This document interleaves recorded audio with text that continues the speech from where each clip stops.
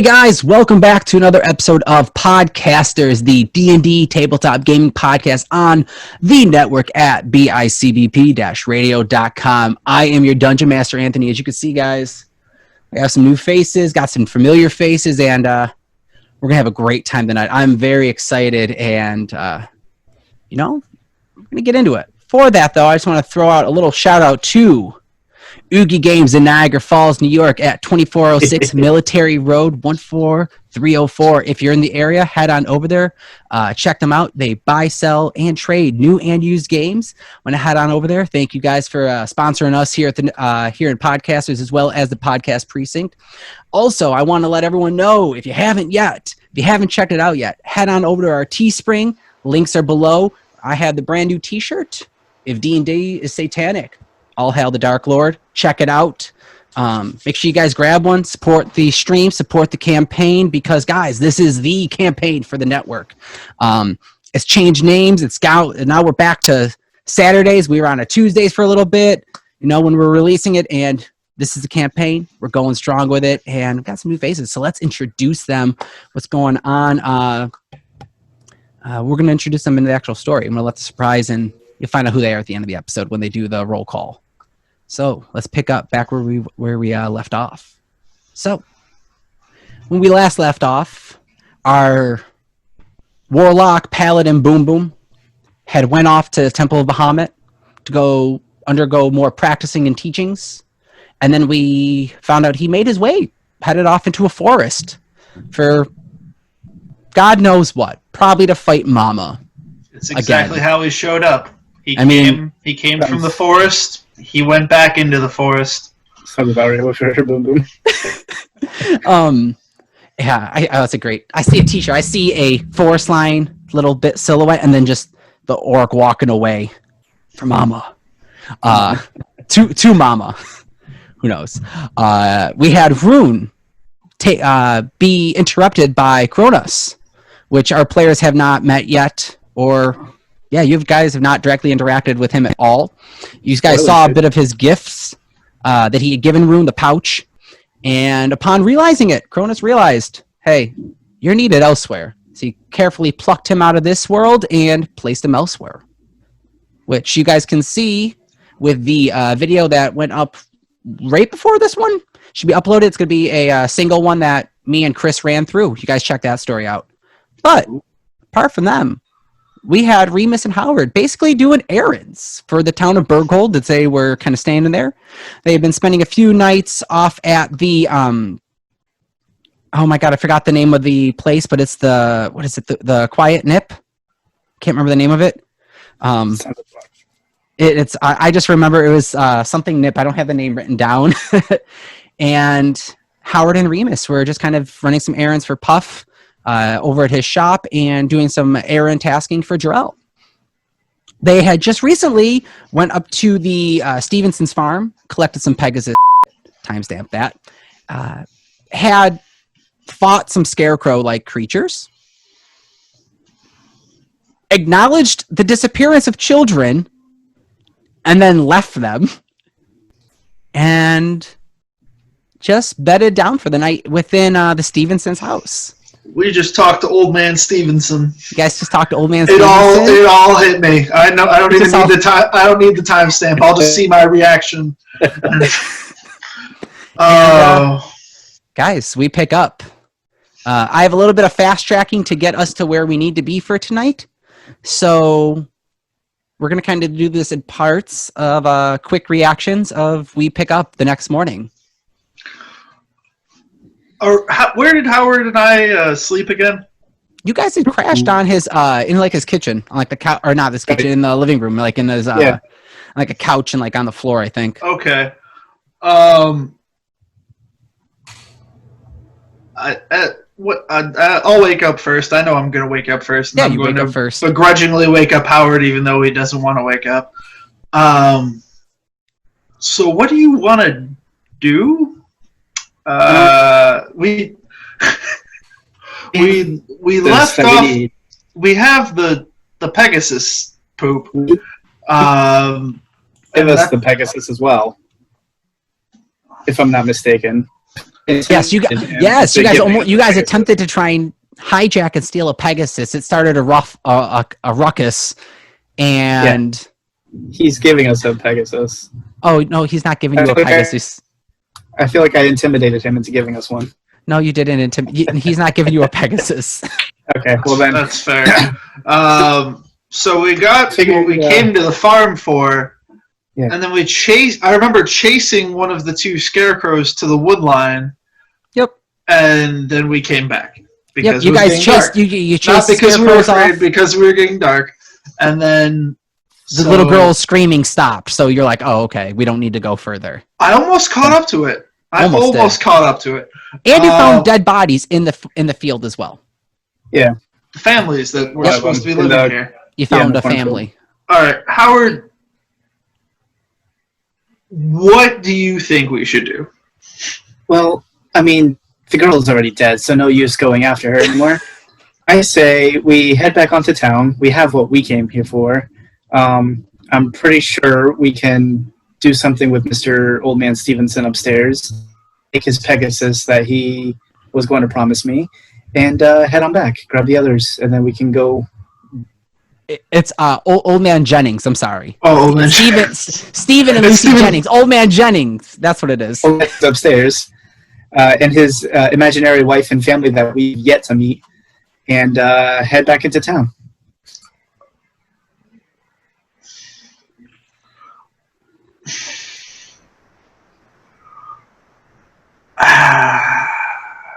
I'm torn. I'm truly torn. How far are we from town? About 3 hours from town. That's you could make it to town, get some help, and come back and like try and investigate. That's what I'm saying, but at the same time, I'm like, do I want to walk 3 hours and then find people and then walk back 3 hours? You could. I think that was like the original plan, but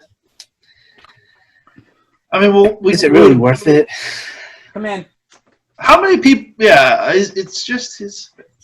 It's just this. Always be here. We can always come back at a different time. All right, is Old Man Jennings awake yet? I assume he's awake somewhat. Is he actually a farmer, or is he just tend the Pegasus? He's not the farmer. You didn't see him out with the farm. He has no farm fields behind him. Probably has a. By working over by the manure piles, you would have seen that there's like a small vegetable patch, kind of like personal veggies, and but nothing like a crop field. Kind of take it that his relationship with the other farmers and the other families in this little, like, it's not really a town, it's just like 3 farmhouses, a little like grouping. Yeah. All kind of work off of each other, where he kind of has the horses and the Pegasus has manure, they grow the giant fields, and they all kind of work off. Okay. That way. Is Old Man Jennings awake yet? Oh, hold on. By the way, guys, all Dungeon Master dice rolls are not brought to you by Chessex Dice, but all of them will be made with Chessex Heavy Dense Set Dice. We are not sponsored by Chessex Dice, but we would love to be. So if you have connections out to Chessex Dice, let them know that we'd love to have a partnership with them. I blame you for everything bad that's going to happen to me, Chessex Dice. I'm watching you. He is just up. You can see him getting up and kind of looking over, talking to Howard. You hear the creaks from the steps above, and he comes walking down the stairs. Hello, morning.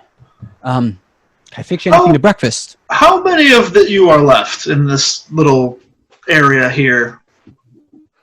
It's just us 3. All right. Well, my family. Don't worry about breakfast right now. Oh. Okay. I think what we should do is... You see how he's like, oh. You should come with us. We'll take your Pegasus in the cart, so it's a very quick trip for the 5 of us and all in our cart. We'll go to town, we'll get some more people to help us, and then we'll come back, rid you of whatever that scarecrow monster is, and then maybe we'll keep a Pegasus or buy one from you at a discount.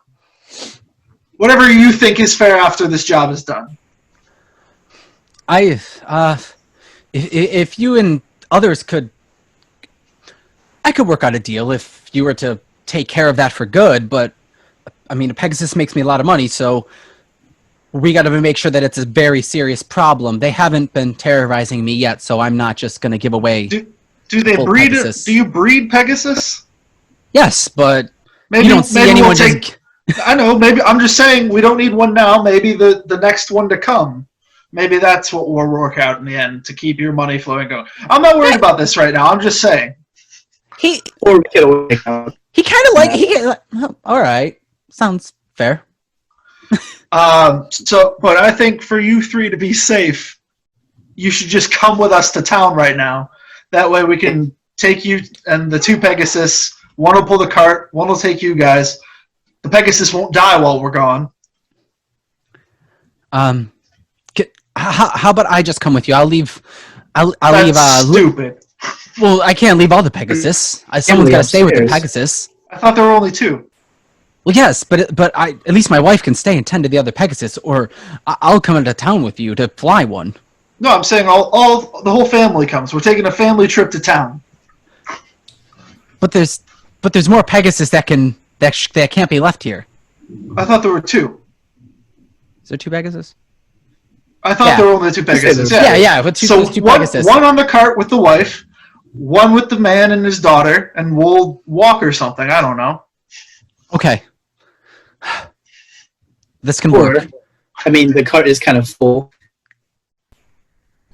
I mean, you have plenty of room for your wife. You just put all the back there. You guys settle it out. If you want to clear out the cart, you can do that for me. Or no, I think we can fit on the Pegasus if you want to bring them. Okay, I'll ride the Pegasus in. Okay, I'm gonna go get them ready. You go out there and unstrap that mule, and I'll be out to fix it attached to the cart. Sick. You know, look out the window. Any scarecrows or anything? Make perception check. Yeah. What'd you roll? What? Oh no. Am I lagging? Suspense. I think he said 7. 7? He has a Got 7 it. up. Okay. All right. 7. I'm sorry. It's all good. It's all good. Sorry, guys. It's just Danny's out in Florida and the storm's coming through. It's a hurricane, huh? Super Cane. The Super 2 Cane. merging. Super cane. All right. You don't see any scarecrows. No, nothing. It's very quiet. It's eerily quiet. I will ride and tend to the car. Okay, you heading out there, start unstrapping the mule. Calm down.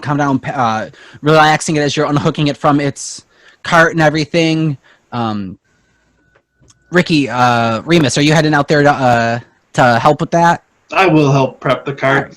All right, cool. So with both of your help, I just want to say that you guys easily attach the cart to one of the Pegasus. Are you clearing it out for the family to get into the back of the cart? No, we're taking the get paid for that too. Okay, so they're gonna ride in the back. They can also they could take the mule. Okay, so you guys aren't gonna fly then. You guys are gonna use them as as steeds then. Mm-hmm. Okay, just making sure. All right, it's a couple minutes pass by, and you see the father, Stephen Jennings, come walking out. Is he I'm pretty sure he's an elf? No, he's a human. Human comes out, leather, farmer's done up in his daily attire, a little dirty, and all right, I have him. And you could see him holding in his arms 2 stuffed dolls in his hand. Let's go.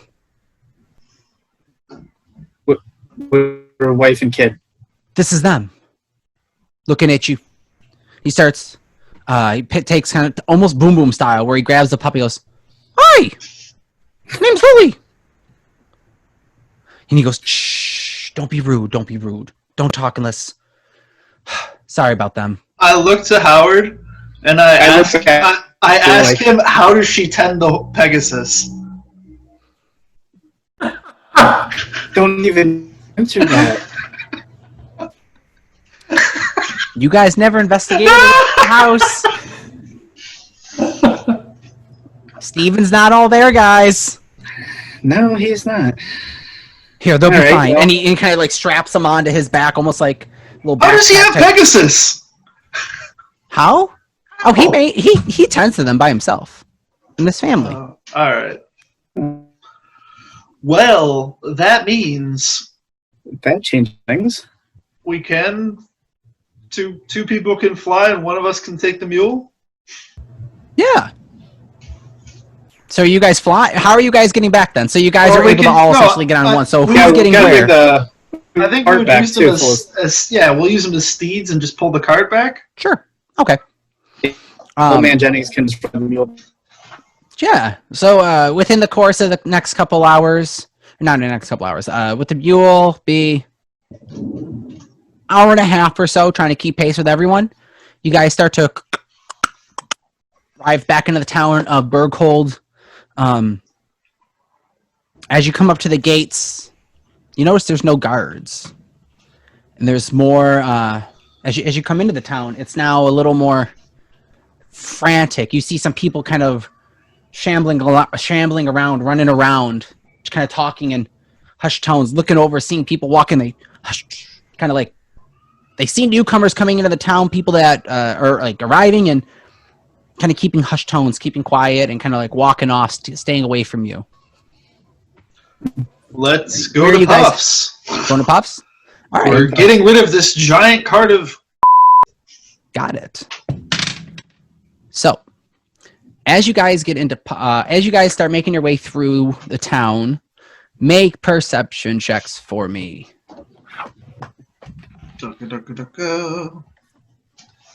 18. 18. All right. 4. All right. Nice. So you just get to Puffs. You kind of hold the Pegasus, kind of like secure them. Steven's getting out and kind of settles him down, calms him down. They hooks a little like rein to the building, and I'll go talk to Puff on inside. Walks right on in. Wait, why is he talking to Puff? He just wants to go talk to Puff. He knows him. Okay. He's just going in. I'm gonna go talk to Puff.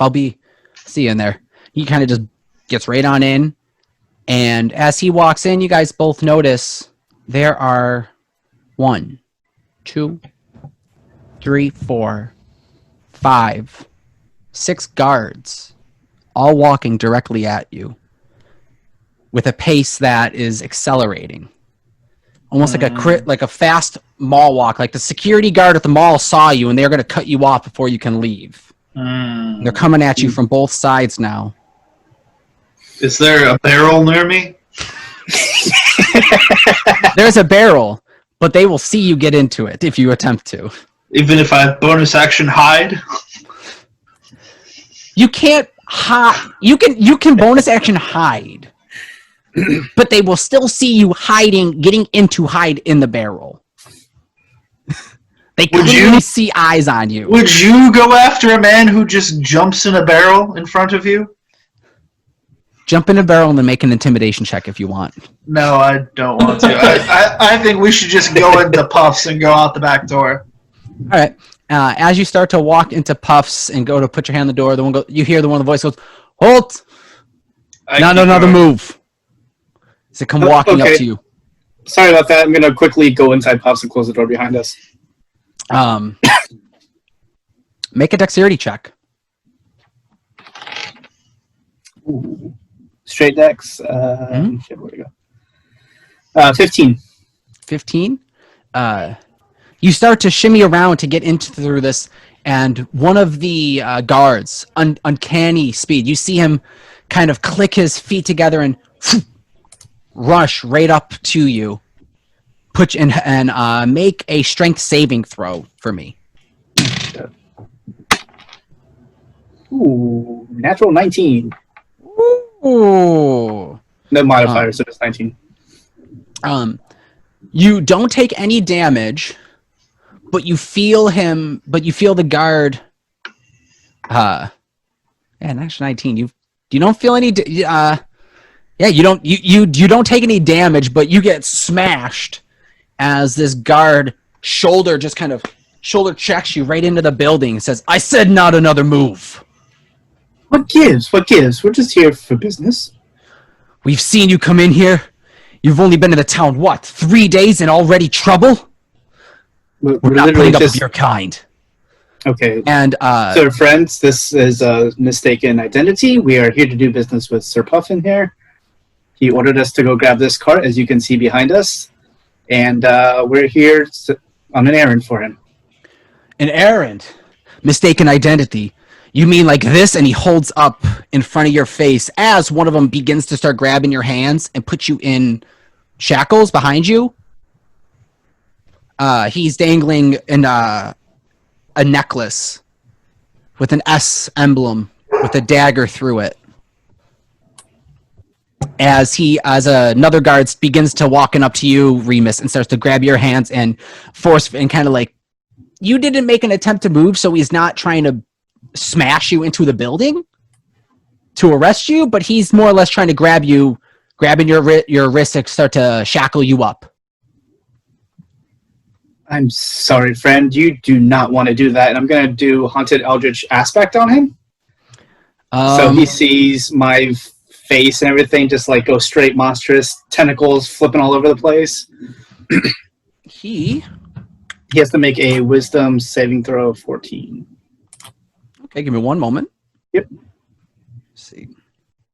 I'm checking these stats with D&D Beyond.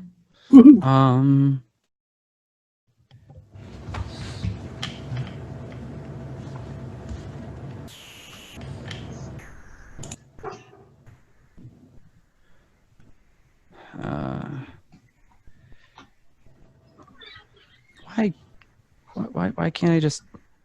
These stat checks are brought to you by Indie Games at 2406 Military Road, Niagara Falls, 14304. Check them out.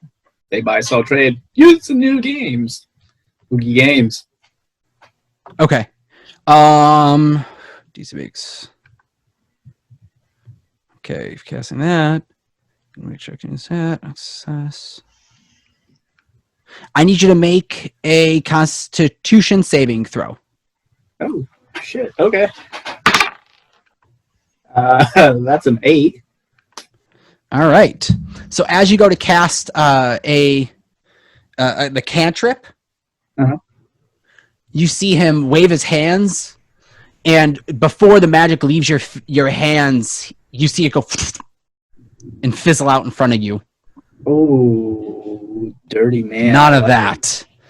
And make a dexterity save with disadvantage. Oh, that's nice. Hold on. That is dexterity save. Not bad, not bad. What's your roll? 4. Plus? Yeah, it was 2 plus 2, so 4. Oh, okay. Cool. How far am I away from this? This would be, I see this happening both like literally right in front of Puff's shop. No, so like within where you'd be like right next to it. Right next to it. Was I already bound? He's in the process of bounding you. I'd give you a reaction if you didn't want to do anything by now to see. Well, I was gonna say, can I just use Sentinel and as my reaction, and just side melee, so he has no idea what's going on, but he just gets hurt? No, I wouldn't be. I wouldn't be able to. I mean, with disadvantage, I'll let you attack, but it's gonna be hard because you have a guard right behind you, and your guys are all completely surrounded. You want to go for it? I'll let you go. Well, I feel like I'm just like falling into the guy behind me and with a dagger pointing at him. Like I'm like trust falling backwards. Oh. And just like going into him. Sure, I'll give you that, Ben. I thought you were going after the guy that's trying to lock up Danny. That's why. No, I couldn't get around that way. Okay. Go for it.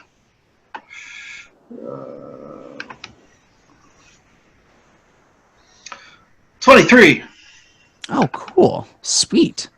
So you create and conjure this blade of psychic energy between the back of your hands, between your back, holding, and as you go to fall backwards and trust fall into this guard that's currently shackling up your hand, currently like putting the shackles on you, and you notice two things happen at the same time. The first one is the minute you get the energy, the blade, you start to fall into the guard. It feels as almost there's something that's not letting the blade push forward into the guard's gut. Almost like there's an invisible barrier of almost like a counter psychic energy that's kind of blocking the blade. Dope. Second one is, one second. The second is that the minute that happens, you notice the blade from your hands, it fizzles out. And it's not like the spell didn't get casted, kind of like what happened to Howard, more or less in the idea that there's no magic. You can't, like, it just got cut off. And you kind of make the connection that the minute the shackles went clink, clink, your connection was cut. Interesting. Weird. You see the guard shackle Howard. Or go on. No, I was just is like psionics in the same realm as magic?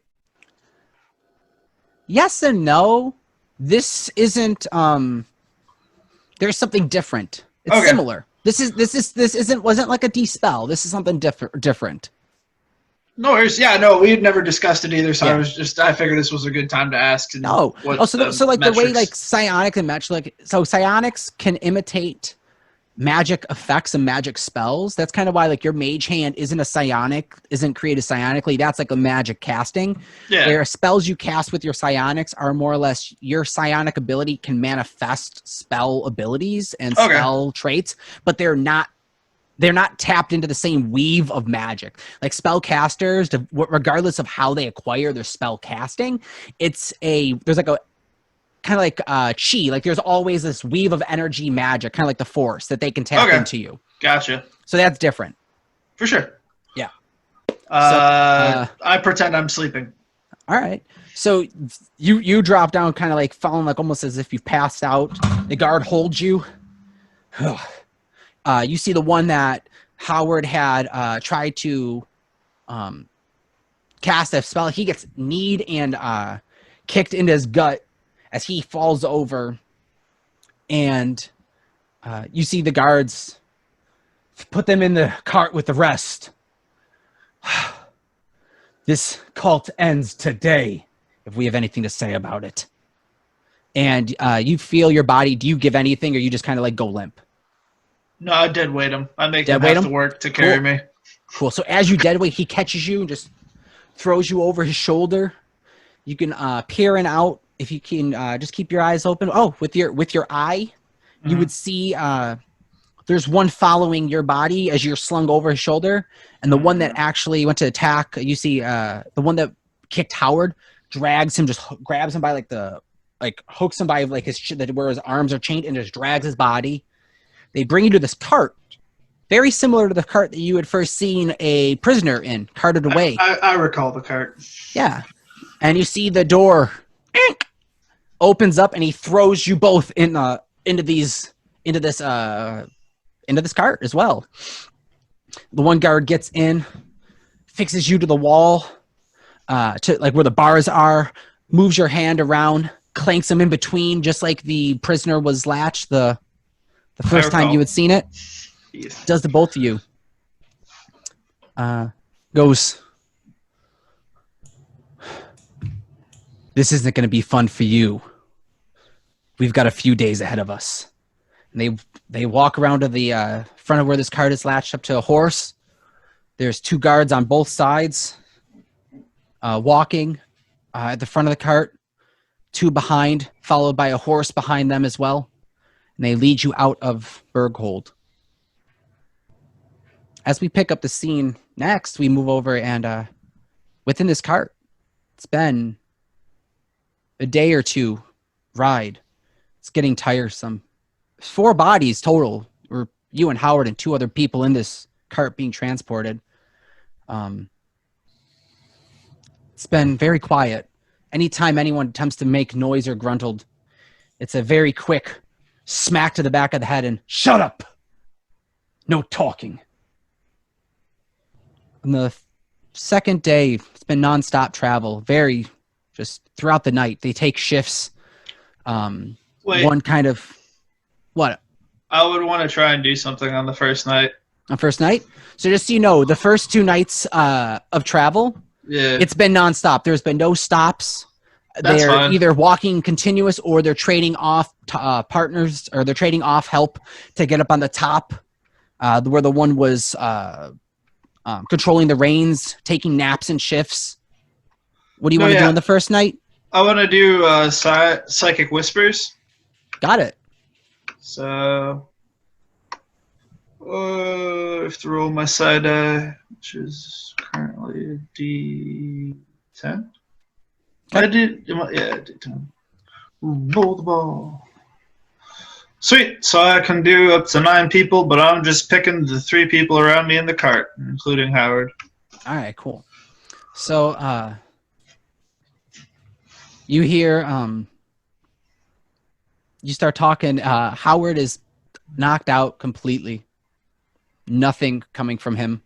His body, he's barely moved. I would imagine, like, at first I forget that I could, like, I assume it's like an all-out broadcast to everyone. Like, I'm sure I could select who, but, like, in my head I'm just, like, talking to everyone but directing it towards Howard, and I don't realize he's passed out for a second. So what are you saying? I just, Oh, wait, like, hold on 1 second. Hold on. We have him jumping in right now. From Florida. He's connecting to audio. Connecting to psychic whispers. I don't know, Danny, can you hear us? Connecting to There it Psychic is. Wizards. Remus cast Psychic Wizards on the first night as there are 4, just to recap real quick. So there's 4, Howard, you're in a cart that you guys saw carted away that first time. Yeah. It's now you, Remus, and 2 other bodies in this cart. And I'll backtrack. So instead of just stepping it up to 2 days, within this first day of travel, there are 4 guards in total, 2 that walk up side by in the front of the carts, taking shifts of resting up on top, where there's a horse pulling it, and then there is a guard on a horse in the back that is riding and following along. Remus, you cast Psychic Whispers. What are you saying? I'm asking Howard if he's awake or okay, or we haven't really talked much. I kind of pretended I was sleeping. They picked us up at Puff Shop. I don't really know what was going on, but that crazy guy's gonna have something happen to him, I guess now. Yeah, I guess so. Anyway, We get out of this. We need to go back and get those Pegasus. well, yeah, we need to get paid for that cart too, Yeah, and we do. return the cart. Oh, that's a rental. She's gonna be. Like late fees. And the mule. The mule. So, Did the mule make it alive? Yeah, I wrote it. We wrote it. Okay. Someone wrote Yeah. it. That's right. Okay. So real quick, during all of this, Finks, you have been sleeping, just biding your time, sitting down next to Snuff. You were ripped out of your cell sporadically. Lord Ferris came down. A green dragonboard came down into the holding cell just a day ago. Or no, this would be almost about 12 hours ago. Ripped you out and said, "You're finally getting what's coming to you." Pulled out the guy in the cell to the right of you. Snuff, you've barely spoken to him, and throws you in this cart, and you pass out. Being drugged, possibly, not knowing why. And Remus, when do you do this? Or how, like, late in the night? Are you going, like, into the day, or how soon into the day are you doing this? I would say probably about dark. That way, like, facial reactions wouldn't be a thing. Okay. So Like, then, no one would be, like, stunned, and the guards would be like, what the hell's going on? And they'd see us, like, looking at each other. okay, not 12 hours ago. Then we're looking at about 7 hours ago. Sure. That's when that happened. So now it's around 9 o'clock at night. It's getting dark. Cart's still going, but you now hear a voice in your head arguing, 2 voices arguing about paying a mule. You can. My name's not Howard. It's Sphinx. Hello? Who are you? Who are you? I think he's Sphinx? Finks. Thanks. And Finks thinks someone's in his head. So tell me, who are you? Well, he's Howard, I'm Howard. and I'm Remus. Remus. You are one of the other two in the cart, I suppose, because I only bestowed this upon us four in here to figure out what's going on. So we got about an hour before it fades away. Interesting.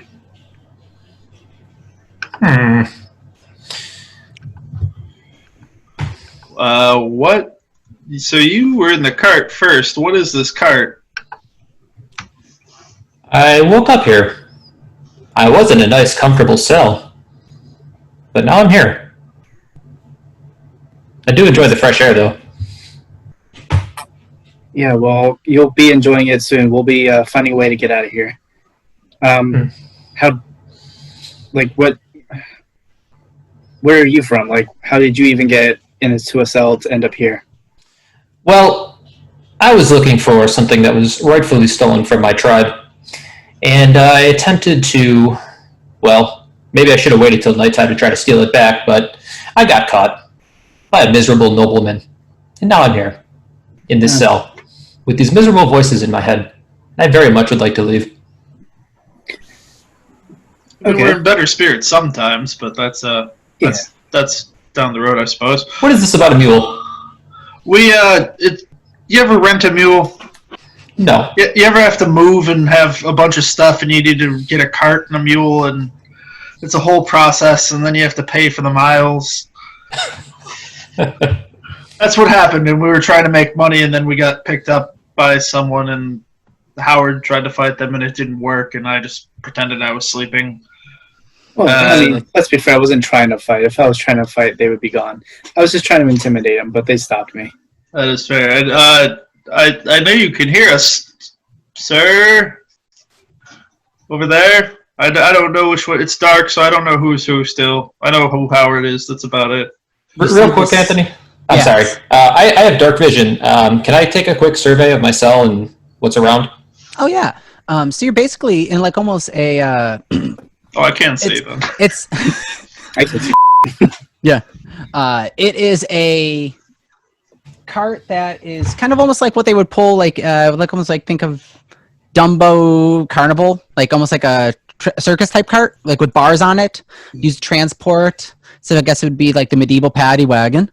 And big, thick, heavy bars are in front of you. You can see lining it around with very, very little space in between the bars. Like you're not slipping out of this one. You see a darkened tree line off in front of you. You see the guards that you've seen walk by up and down your cell for the past, 20 years? Done up in the leather, plaided, and the emblem, and they're one of them you see actually has a sword and a wand at his pouch. The one be in front of you to your left. So if the cart is going forward, he would be passenger side in the front. So you'd see him like in front of you to your left there. I don't know where we'd put you guys in the cart. So if you guys are going forward, if you guys are moving forward, we'll say, Finks, you're back. The driver's to your left. That's the direction that you're sitting in this cart. Remus and Howard, the driver is on your right. Okay. So do you understand what I'm saying? Mm-hmm. We're in this. Hold on. Like hold on. back Sorry. Yeah. The driver is center. This is where I was confused for a second. That is my apologies. Yeah. So the driver's center in the forward. The driver would be to your right. Gotcha. Finks, I see Snuff being tossed into the corner to the left of you, and you're to the right, closer to where the door is, but you're so small that there's no way you could even, if you were probably to get up, you couldn't open the door, possibly. You do see in front of you Howard and Remus, you guys were not taking your gear off. Good. You were thrown in as is. So if you want to kind of let Finks know what he's looking at, you want to describe yourselves? Okay. So Howard, you see a human, about 6 foot tall, kind of slender. Can't really see his facial features because currently he's wearing a think like Court of Owls mask, like the porcelain mask, but with like little fangs and blood coming down it. He's wearing a yellow coat. Think like British, colonial times type style, with a mustard colored shirt underneath that, long dark pants, and a little knapsack on his back full with some interesting goodies. Yep. Remus? Oh god. Like, I feel like I just look like a guy who's been through like 2 or 3 purges. Like I'm a tiefling, and I've got like smallerish horns, shorter hair, but I'm wearing this like, it's like a snake mask with like weird eye slits, and one of my eyes is just this amber like gem. And then I just have like leather armor with like a black cloak over it, and that's Remus. Yeah, purple tiefling too. Purple. I don't know. I think you could just turn slight color. That. All right. So yeah, that's what you're looking at. Okay. Mm-hmm. And then obviously to your right, behind the trail in the cart, is another guard on a horse. So. Yep. So do you guys? It's about a 2.5 day that they're traveling straight forward to their journey. Do you have anything you wish to do along this? I'm gonna start singing. Anything to discussions? Let me know what you guys want to do until we get there. Can I start singing during the day just to be annoying to the guards? Sure. You trying to be good? Or are you just being... I'm just trying to get a reaction. Okay. I haven't seen new people in a while. Make performance check. Sure. Straight. Let's just see. Straight performance roll. All right, let me grab that. Let's see what kind of mood they're in, by the way. All right, I rolled an 8. You're lucky. It's not bad. It's not the best singing they've heard. They've heard worse, and they start. You even get one of them kind of gets into it. It's like, hey. But the one that starts to sing, the other guard kind of walks and like smacks me, like, come on, hold a little bit of respect. Don't, they're prisoners.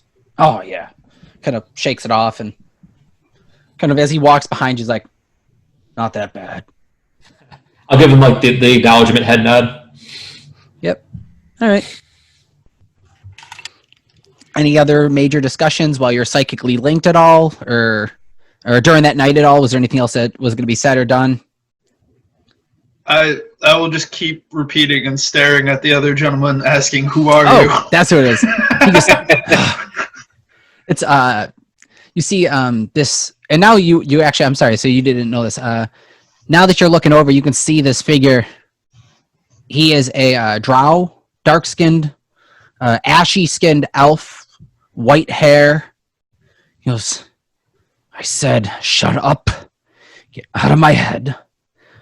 Name is Snuff, and I'll be out soon. He always says that. Basically. A little bit. Sometimes he won't respond. All right. Persistent. It's You still see, going. as he is put in, he's wearing this black looking robes now during the day with this red, faded, tattered red patchwork and like kind of like trim on it. It's like it's been locked up for years. Like he hasn't seen daylight in a minute. Mm.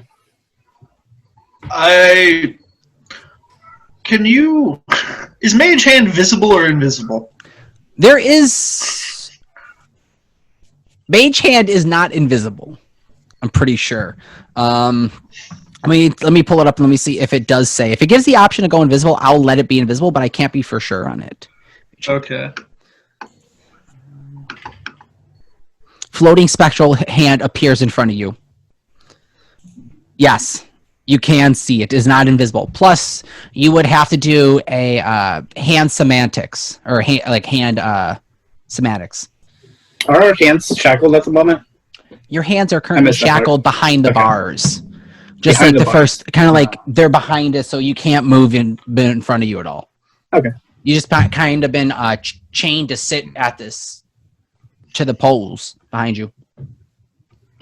So, guards. Where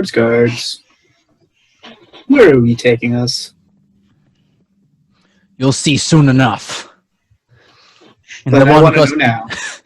the one comes walking and goes, I mean, if they're gonna die, it won't worry. It shouldn't matter if they know where they're going to die. You're going to Brine's Spell. We sent one of your friends off there earlier in the week. Oh, I know Bright Spell. Lovely place. Yeah. Well, it won't be so lovely when you're there. Is the weather going to be bad? Depends. We don't know. Is it warm? Is it rainy? Is it cold? I bet you it's going to be cold. How temperate is the climate? Should I put on another coat? Can you undo my hand so I can fasten on another coat? All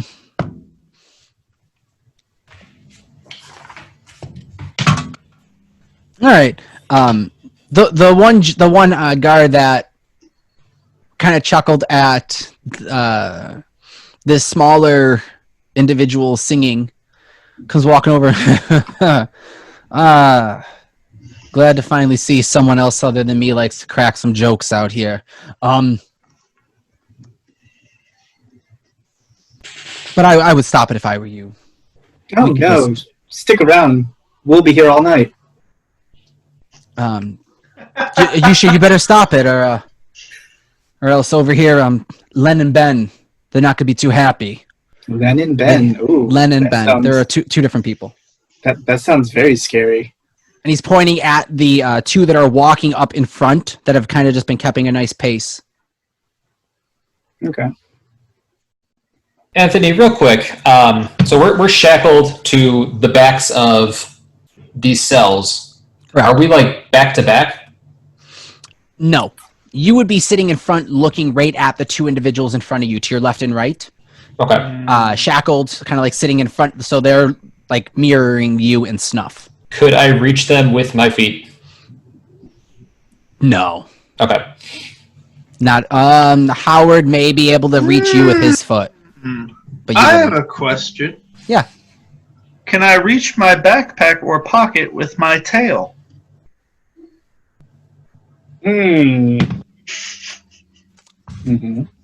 I'll say yes. I would like to acquire Kevin, the key knife. All right.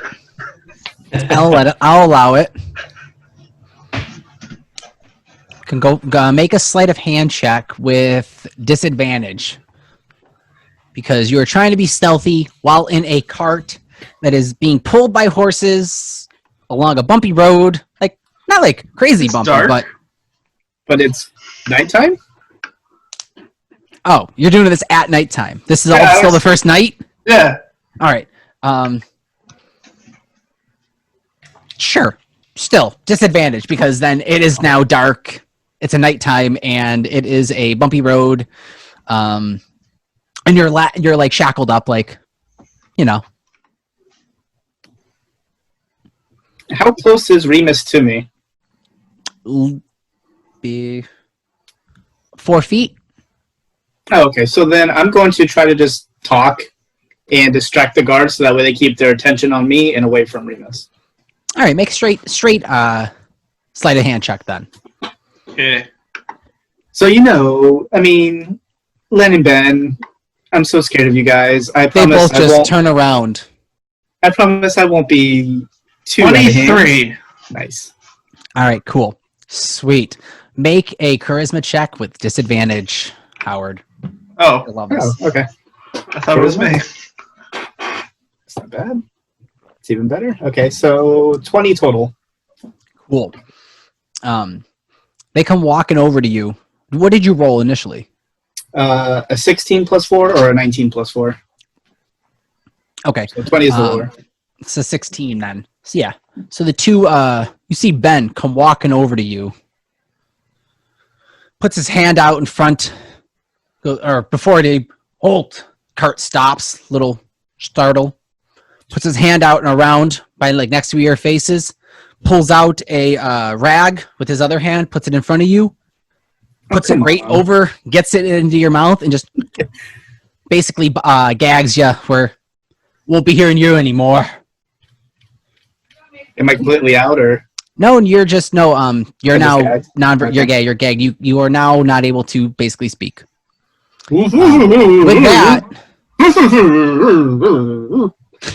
With that, he actually looks over to. Let me see his perception. Yeah. What did you roll initially, Remus? For yourself. 23. I rolled a 23, so it was 16 plus 7. Okay. He comes walking over and he starts to see your tail loop around. He goes, hey, mind that. Don't be doing anything funny. He walks away. Waiting for him to kind of sneak away, you finish sliding your tail around and into your pouch and pull out the key. Make it its way up to your hand. You're holding Kevin the key knife in your hand. Behind you. Yeah. Can I guess I'll wait for us to start moving again. Okay, easy enough. You wait. And then I imagine that I have to use my tail to some degree to use Kevin to unlock my hands. Oh yeah. So that's I'm going back to Callie. I'm taking the key. All right, go for the attempt to. You gotta do it. Let's do lock picking with disadvantage because you are not proficient with your tail. What? Which Oh, what? Please. I am not giving you that. It's my body. Yeah. And what other times have we used your tail? Not yet. I'm trying to be creative. Oh no, it is very creative. It is very creative. Which you said which one was the one that gagged me, Ben or Len? I think it was Ben. Ben, the one that was to the right. All right, so go ahead. No, what was your question? I still don't know what I'm doing. No, I was going to say, I'm going to do, what was it? Where'd it go? My awakened mind, and I'm telepathically going to talk to Ben and say, you can gag me all you want, but I'm still going to be talking to him. Oh, this is stressing me out now. Yep. He walks over. How soon after do you do that? I'll wait till he gets back up to where he was just to make him walk. Okay. So, Ricky, you roll. Let's hear your sleight of hand check real quick. What was your? It's locking. It's lock picking. With disadvantage. So what is lock picking then? It's Dex plus proficiency. It's a sleight of hand plus proficiency. Okay. So. Or is it just straight sleight of hand? What was it? I think it's your call. It could be just straight sleight of hand because usually with his tail, just do straight sleight of hand. All right. Straight sleight of hand. I'm just waiting for you to call it. I got a 17. All right, cool. So as you're pulling this off, as Ben walks off, you go to fix this handcuff behind your back. He comes walking back over to Howard. You see next to you, and he just straight punches Howard in the back of the head. I need you to make a 13 plus 2. That hits. Okay. 1 point of damage. Yeah, okay. And you're knocked out. He just cracked you. Oh, okay. And with a thud, he looks over at your tail and whacks at it again, saying, I said cut this. No funny business. Doesn't see the key in it. You're lucky. Make a strength saving throw or... No, not strength. Would it be Dex? Dex with disadvantage or strength is a straight roll. Because Dex is, you're going to try and catch a key as it's knocked out of your tail, or I'll let you roll a strength to kind of just hold on to this key while your tail gets swatted. You said Dex with disadvantage? Yeah. I'll give you a Dex at disadvantage or straight strength roll. I'll take the strength roll and hope for the best. Even though I'm scared, I'm going to use my side die. Okay. Yeah. 18. Oh, you are lucky. You are going to lose Kevin the key knife in the middle of the night there. He has a name! I can't lose him! You don't lose balance with it. You hold perched onto it, and Ben has gone back up, and the cart has continued along its journey now. If you want, I'll let you go make your lock-picking check now officially with it. All right. And then we're going to pick up to where we need to go from this.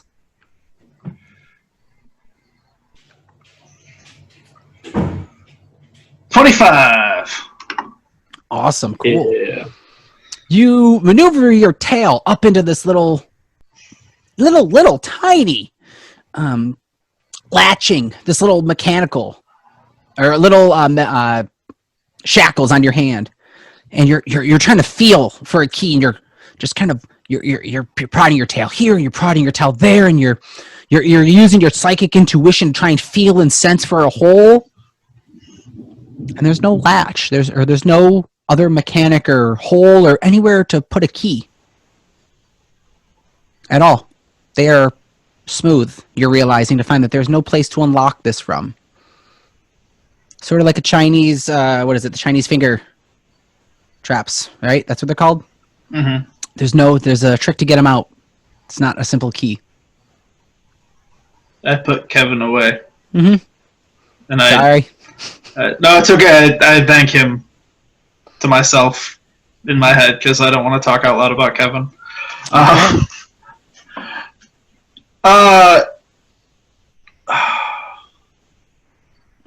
I'm gonna try and put my wrists together. All right. Put your wrists together and nope. Nothing happens. They're locked. And anything else you guys want to try in here before I speed it up? No. No? Anything, Finks? Nothing from me. I'm just kind of, again, enjoying the time. It's nice to have a change of scenery. And figure it out when we get there. All right, cool. All right, so for the next 2.5 days, do you all talk out loud and kind of converse, or are you trying to just... I thought can't. I thought they hit the cage every time we try and talk. Yeah. So you guys try to talk psychically at all, or is that it? It's only for an hour, so. Oh, all right. Howard's back, but he will be in the guard's head, each different guard's heads, just to kind of annoy them and be on there. Okay. Get them going. All right, cool. So then for the next 2.5 days, you guys sit in silence, take in maybe slight psychic conversations, get to know each other a little bit more. Every time you prod into Snuff's head, same. Get out of my head. Get out. I'll be free soon enough. And you start to see him just kind of have this small smile. Every day he's starting to have more of a grin, expectantly. On the third day of travel, 4 or 5 hours go by as you guys arrive to a walled city. As you come up to it, walls are high, about 100 feet tall, with guard posts around this giant, massive city. Huge. As you walk up, You can hear people already as you guys are in the cart are pulled up to the main gates. You start to hear, "Raise the gates!" You all, if you weren't sleeping, you are now woken up by the startle and change of pace and energy and mood, and you could hear the guards are now. Today they die. Today we break them. They're all kind of like psyching themselves up and kind of pumping themselves up, almost like a rally. They're kind of they're getting excited, and you start being carted into a town, into a city that is lined with. Let me get a city pulled up. My map. Pigeons. This is the map that I'm looking at now. I sent you guys all. Pulling it up. So as you enter the city now, you start hearing voices coming from the far off to the right, to the left, in front of you. You start smelling the smells now too. Your time in Burkhold wasn't bad. It wasn't as bustfully and busy as this. And Finks, what you had experienced within the town you were captured in, it was more quieter, smaller. Not on such a large grand scheme, but now you're looking around. You're seeing tall, high buildings. Some are. You can see them just go deep, farther beyond. This isn't no small establishment. This is a city, and the guard goes, "Welcome to Brineспell, mage capital of the empire. This is where the ciphers die." And I'm sorry, you have the wrong people. We're not ciphers. Yeah. Well, then what happened to John Hammond V? You had an altercation with him the night before, and then he ends up dead? Who's That won't John happen Hammond again. the Fifth? Yeah, we don't know no John Hammond V. Liars! We saw you there. Why do you humans put numbers after your names? Who the hell is John Hammond the Fifth? Oh, wait a minute. Wasn't he the old guy that ran that weird, like, monster park? He was trying to bring back, like, the old monsters that were dead, right? Like the dinosaurs, I think they were. What? As they just start to ignore you, and the guards now are excitedly are walking now with a gusto, with an anticipation, and they start leading you down a series of streets with.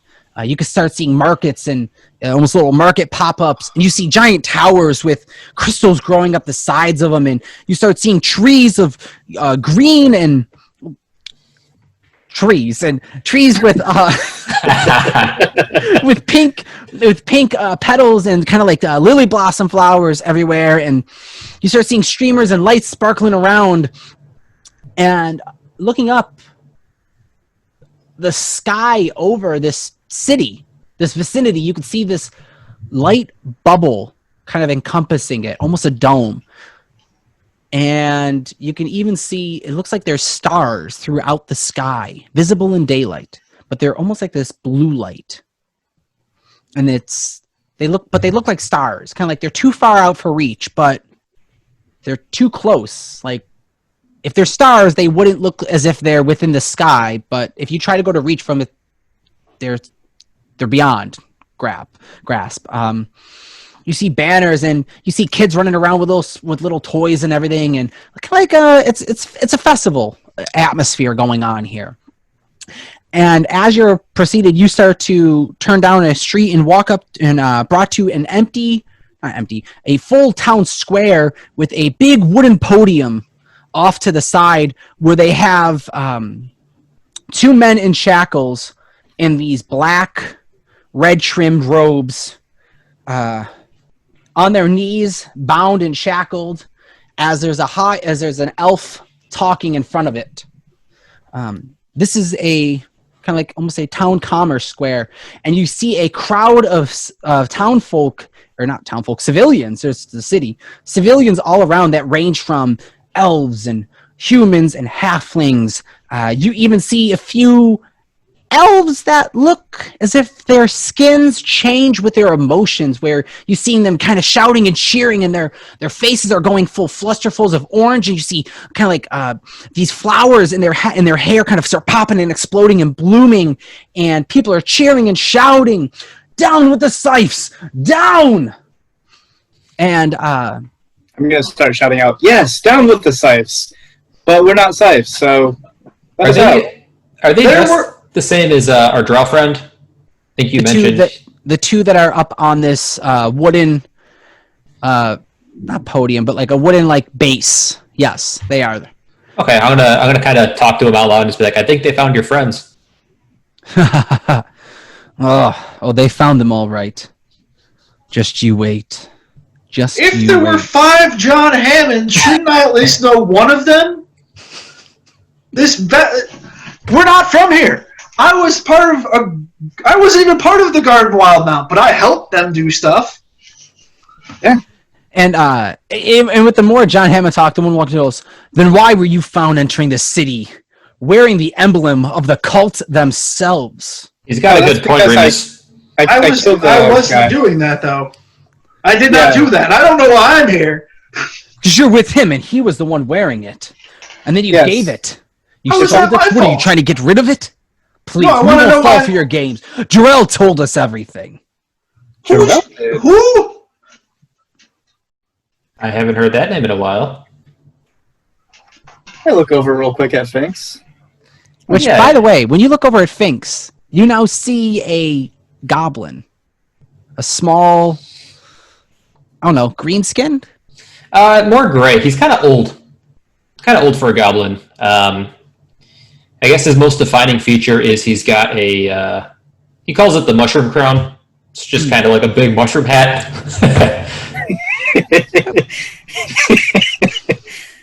it's kind of his like religious garb. He's got kind of a long scraggly beard, long silver hair. He's got tattoos all over his body. He's got his holy symbols tattooed kind of on his palms and in a couple other places, around his ankles, around his wrists, around his collarbone. And another defining characteristic is his eyes tend to change with the shape of the moon, depending on what phase it's in. So he looks a little weird, a little crazy. Yeah. But yeah, I'll go on to explain. Drell's the one who stole my holy symbol, or at least he's the one that has it now. He put me away. Sure, I went into his home, but he had it out on display. That's mine. He stole from me. Why isn't he here? I'm gonna. Why am I here still? I'm gonna I literally am in trouble for walking next to someone. This is bull. I'm gonna telepathically talk to Remus though. Like, I knew we couldn't trust Jarrell. He was behind something on this. And with that, when you say it's this guard, Ben comes walking over, and right in between where you and Howard are sitting, he throws a brown stick looking like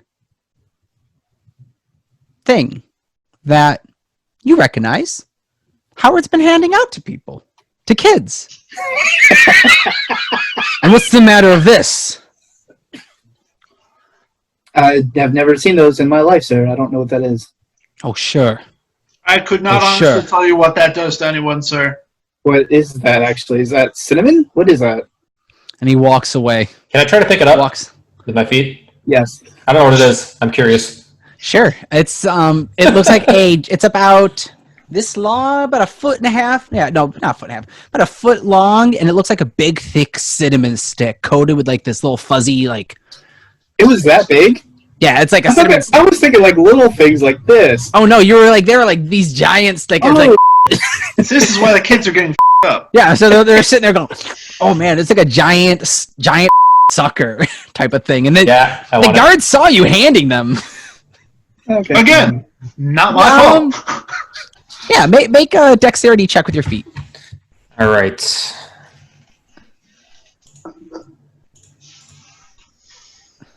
I rolled a 14 plus 3, 17. All right. Yeah. You grab it, you kind of pull it over, and with your feet, you kind of can grab it, and you're holding it with your foot.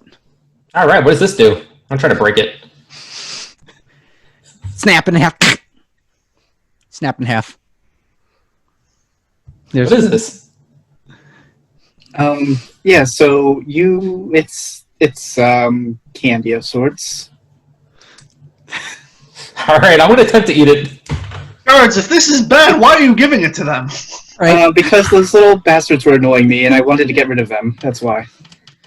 Yep. So Can I try to eat this? sure, go for it. with my feet, I guess. Sure, go for it. I'm gonna say you go. You do it easily. Good. Okay. Start sucking on it. All right, cool. It tastes good. It has almost like a cinnamony taste to it, like earthy. Huh. This will be good. You're good. Thanks, Ben. We'll see what happens. All right. I offered the other half I broke off to kind of share. Just kind of off it around the room. Yes. I'm good, thank you. No, I'm okay, but please do share with everybody. The Snuff kind of is in the corner, won't even move. He's looking at the two that are on display here, and as this is happening, the guards get up. You feel a lurch as the car goes, and they pull you all out one by one. Finks, they yank you out. Still have the stick in your cajon. And they don't. They're not trying to pull it out of your face. They're just like, so be it.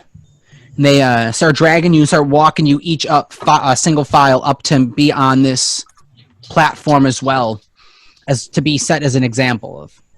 You hear this elf in nice robes and adorned with this circlet with these little stars on it. He goes, "People, citizens of Rhinespell, too long have we been wondering what has happened with our magic. Who is taking it? Who is trying to disrupt this pure magocracy that we have collectively and meticulously built to be Still peaceful not and us. encouraging?" I'm gonna interrupt him. Still not us. Boo! Boo! He's not even phased. I'm not supposed to be. What is this? Give me a zone of truth. Far too I'm long. not The a ciphers. ciphers leave.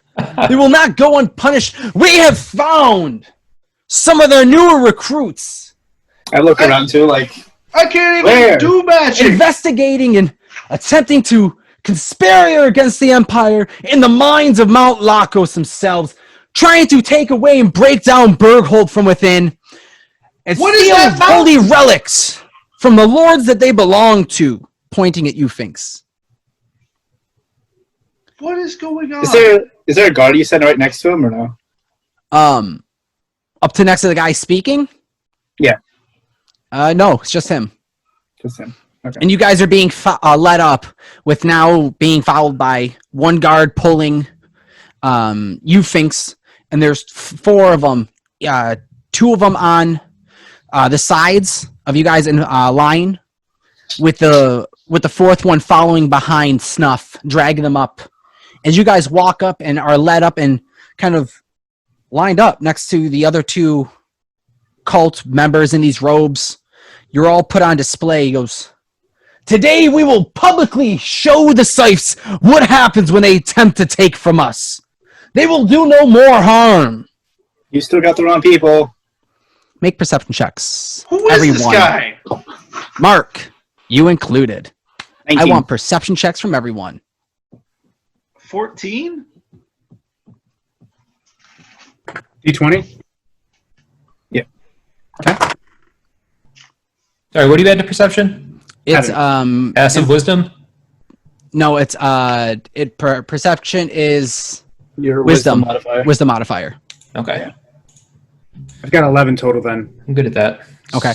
21. You being in the crowd, you start hearing this cheering. Ah! No more! You don't really hear anything else other than that as you see this display in front of you. And think gallows style. There's no gallows where like anyone's being hung or anything, but like kind of like Pirates of the Caribbean on this like wooden plank in front. Kind of whatever they're gonna do to eliminate you. Go down the line real quick. He didn't hear it. Finks, what'd you get? 19, actually. Okay. Remus? I got a 14. Howard? 19. All right. You guys see this? See what? Two things. Oh, yeah. First one, you start to hear a these explosions going off. You start to see this smoke. One off to the far right and one off to your left. And you hear a third one. Closer, directly behind you. You now hear people screaming.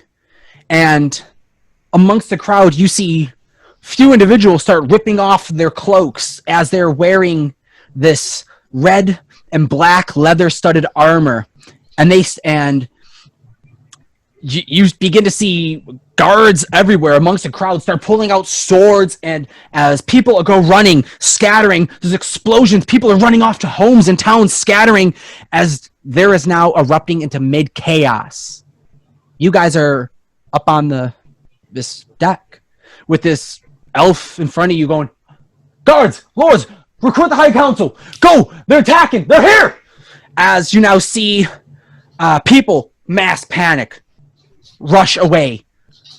You now feel a click, click, click as all of your hands are loosened. Free. What do you guys want to do in this moment? I'm going to Eldritch Blast the guard right next to us. Oh, this is great. All right.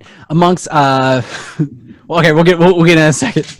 Then so you see the elf start shouting out. You see him point down at one of the cloaked figures in the black and red, and he shoots down. He puts his hand out, and as he goes, "See how you like it," and throws a fireball. And the minute he goes to throw, familiar with this incantation, Howard, you see this ball of flame come from his hands and fizzle out. It appears something here has cut off some of the individual's magic powers. As you now begin to see guards jump into combat with these like schemed cultist warriors. Azoth, you're in the midst of this combat. You've been in this city for a while, and you've kind of understood these are guards. These are the good guys, for what you think, I don't know. And they're being attacked by these newcomers as the ones on the podium kind of stand up, kind of do this motion with their hands where the chains in their guards and their shackles fall off. They step up, and the one goes, "Well, thank you for bringing him back here. We knew we'd have to do something serious for you to pull him out. Enjoy this." And he puts a hand out at the elf that was talking. As he turns around, and one of the shackled figures launches a fireball at him. You see this body, the elf's body, kind of burst up into flames and go flying off the podium. As he looks over at you and goes, "Well, as I said, I knew I would be free." And the other one gets up and says, as I said, I would be free. Have fun with this." As he kind of just leans back and falls through a dimension door, gone. You see the two other that were shackled, the one that shot the fireball, the other one begins casting an incantation, and you see him summon a creature in a flash of light. Howard, you wanted to Eldritch Blast someone real quick? Yeah, the guard that was like right there, I guess. Okay. Right, so. Yeah. Blasted him off. Not even to make you roll damage. Force damage, you smacked him off, and he fell into the hurt. Cool. And I'm immediately going to try to like run and escape off the stage, wherever our closest exit point is. Can I, before he starts running, I want to kind of tap Howard on the back and use my Blessing of the Trickster on him, which gives you advantage for the next hour on all stealth rolls. Sweet. But I also want to whisper, "Thanks for the candy," and then I also want to take an action to hide. So Speaking of the candy, your mouth is now beginning to feel numb. Yes. With the effect of the candy, you have advantage with divination magic. However, your strength is cut in half. I don't need that. Okay, good. All right, good to know. It's basically, it's like a cinnamon stick drug. Okay. There's chaos now breaking out, and you're seeing some of these other cloaked figures now look around, engaging with guards. Guards, you see them frantically trying to grab and cast spells and weave magic, and nothing is happening. And the tide is slowly now turning. These cloaked figures that or these armored figures are now casting spells and magic, and they start to all begin to recite incantations, summoning beasts. You begin to see these panther-like creatures appearing and popping up in the crowds, two of them distinctly start to look over at you three up on this podium. You, Howard, shooting a blast, looking at you, and they're kind of shifting and kind of running amongst the crowd, kind of like stalking prey and attacking, lashing out at just civilians, regardless of who they are. Just I'd like you guys all to roll for initiative for the show. Okay. So just to set the scene, what we got here is basically a marketplace open. Mhm. Let me actually do this. So what we got here, just so y'all can see.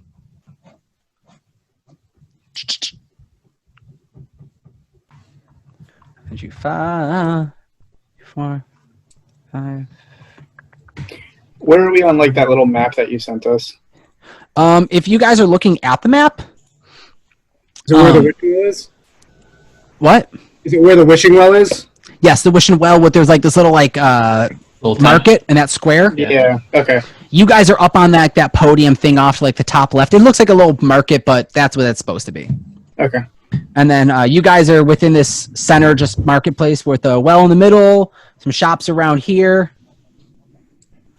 And you see guards and chaos basically breaking out amongst this whole pile up. What do you guys want to do? And I'm going to roll through order of initiative, guys. So, Howard, what's your run? 21. Okay. Remus. 4? 5. Azoth. Yeah. Is it just a straight die or? So, are you on the D&D Beyond? Yeah. So it's D20 plus your initiative, or if you want to roll with, oh yeah, you are rolling actual dice. So Yeah. 21. sweet. Oh, nice. Hell yeah. 16 Thanks. and then 5. I'm also 5. Okay. All right. And let me do an auto roll. All right. All right. First up, you see the one Snuff, or no, Snuff bamfed out. You see two other cult leaders or cult members in these robes that stood up. The one that shot the blast looks over at a guard off to the right that you had first shot at, Howard, grabs a dagger from his pocket and launches it as you see him kind of just materialize it. And it hits the guard, and you see him just kind of like twitch a little bit and die out. The second one completes his incantations and summons a creature right up on the center of this stage where you guys are. It is a big, fat, yellow eye with a tongue coming out of a curving smile with 4 other stalks around this body floating. As he looks, he goes, speaks to it in a... What languages do you three know that are up on the stage? Common and Goblin. Common and Goblin. Nope. Abyssal, Deep Speech, and Infernal. Infernal Uncommon, yeah. All right. How are you hear this? Azoth, where are you in this crowd? I think I'm just in the middle of the well right now. By the well? Got it. Just like seeing what's going on. Okay. You're over there. These 3 up here. All right, then you don't hear it. You do hear this, Danny, or Howard, as this guy looks over and goes, Don't let them kill us. Attack anyone who attacks you. Now. As this eye starts to look around at other guards that are attacking cult members and starts shooting beams at them. Next up is Azoth. What do you want to do? There are cult, as far as cult members around here, there are, let's see, let's switch dice real quick. Say 1, 2, 3. There are 5 cultists engaged, each with a guard. 2 to your front, to your left, 1 directly to the right of you, 1 behind you, about 20 feet, and then 1 off to your behind to your left. And they're pretty 15 much feet. And they're pretty much leaving me alone because I'm neither a guard nor a cult member. I was just kind of. And you said there's like panther-like creatures around too, right? Yep, they're kind of just attacking anything and anyone. And that was summoned by the cult members? Yes. All right. Can I want to try casting Speaking with Animals to one of the beasts and find out what's going on. I've got it for 10 minutes. Okay. So you take it, you cast Speak with Animals, and the one nearest off to you starts prowling as it jumps after a civilian, starts clawing and just munching into it. You look over and ask it with you. What does Speak with Animals do? Is it just speaks with any animals? And their knowledge is limited by their intelligence, but they can pretty much tell me about what's been going on within the past day. And if I am able to persuade them, they can do a small favor for me if you so desire. It's not a high intelligence on these animals as it looks over at you, a little confused now, hearing you. And it does convey with you through a rudimentary language. It's in a cage, in cells, told what to do. Kill! I will kill them. Eat, hungry. It's not a smart animal. It doesn't really know how to fully on talk. Okay. You get that gist. Okay. I still continue to observe. Okay. All right. It goes back to kind of eating the person it's kind of biting and lashing at. It's now trying to take bites out of them. All right. Up next is Howard. All right. I am going to. You have two cult members up to your left on the stage, and then you see the 5 within the crowd. I'm going to yell to Remus and Finks. This is our way out. I'm going to jump off the stage, cast Armor of Agathis on myself, and see if I can run to the nearest building. I don't know how far away they are, but I'm attempts to hide within a building or behind a building or somewhere out of sight. You see buildings all over and all around you. Which direction do you want to run to? I would run. Let me see where it's at.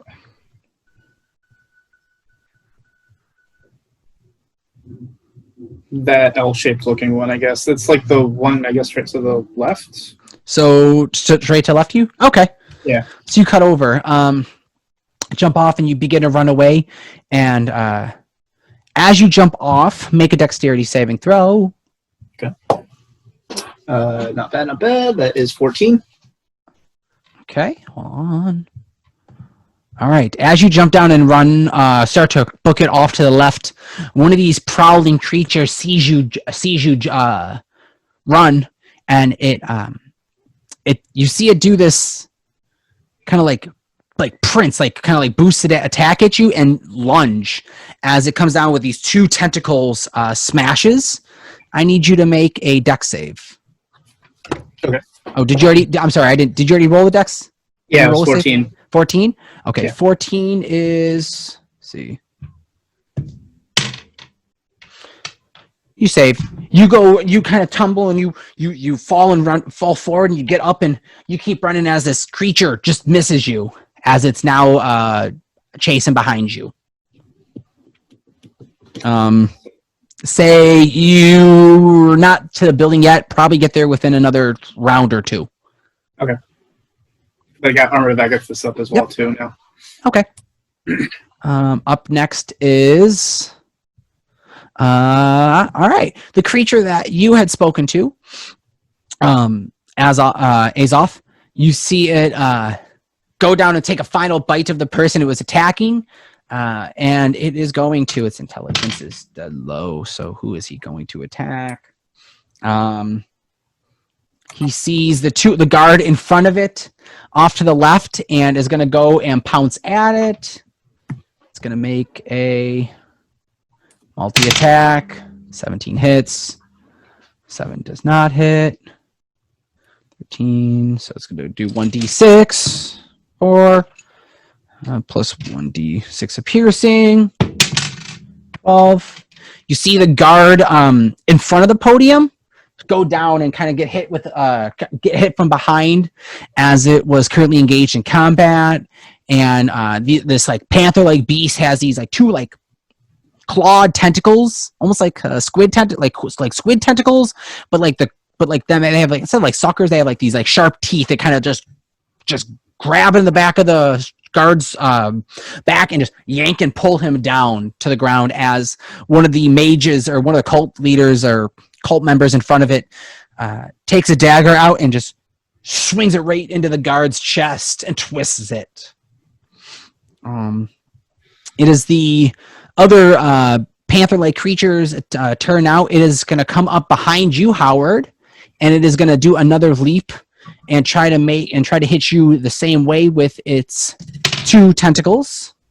That's a 15 plus 6 to hit. It hits? No, it hits. 15 again. So 2 hits. It hits. Yep. It's going to do 1d6. So you take 10 bludgeoning damage and 4 piercing damage from the first whack. The second whack is going to do 3 bludgeoning damage with 1 piercing damage as the second one catches you off to the other side as it runs right up into you and kind of like as it runs up and whips and gets you with its tentacles, it pulls you and it does this like shimmer where it looks like as if it's behind you, but now you see this creature completely in front of you snarling. Cool. It also takes 10 points of cold damage from my armor. Ooh, okay. Because it is within melee range. Mm-hmm. Yep. Okay. It is now the guards. You all see them start to attack their other respective guards. 12 that hits. 1 that fails. 1 that hits. That fails. 3 that hit. So the one that's on the ground, the one that you see him start to skewer, you see him start to cast a spell, and you, for those of you, Azoth, you would see this one in front of you pretty much. As he hits him and twists the dagger into his body, you see him start to chant some incantation. And as he pulls the dagger out, you see Mortal Kombat style, it looks like this life essence that is sucked into this dagger that he jabbed into him. But it's not his life essence, but that's kind of how it looks. Like Shang Tsung, your soul is mine. It's essentially what you saw done with this dagger to this person. And any of you guys looking down are going to see 3 more of the guards get attacked at by the cultist. The wizard, or not the wizard, the cultist up on the stage next to you guys looks around at thinks you clearly seem to be a blessing or a healer of sorts, and he's not going to play any games or take any chances with you. He's pretty smart. Is going to cast a magic missile right at you at 2nd level. And let's see, is it 1 dart? So you get hit with. Is it simultaneously direct him? Is it just instantaneous? So yeah, you're instantaneously hit. He's casting at 2nd level, so you're going to get hit with, let's see, 4 darts of energy that comes flying at you that does a total of 6 damage as you get pop, pop, pop, pop. Needler style from like Halo as these little bolts of energy come out of his hands as he's getting ready. With that, he then kind of touches his chest, and you can see him cast mage armor on himself. After him, the one that had thrown the dagger is going to then turn over to you and is going to cast Misty Step and Bamf right next to you, and he is going to cast Witch Bolt from behind you at one of the guards. That is, let's see, is an attack roll. It's an 8, and he is going to miss it. But you have a cultist behind you, Finks. Okay. Up next is this eyed creature is looking around, and it looks at the guard members that are there. It is going to start shooting paralyzing rays And it's got 4 guard members to make it attack on.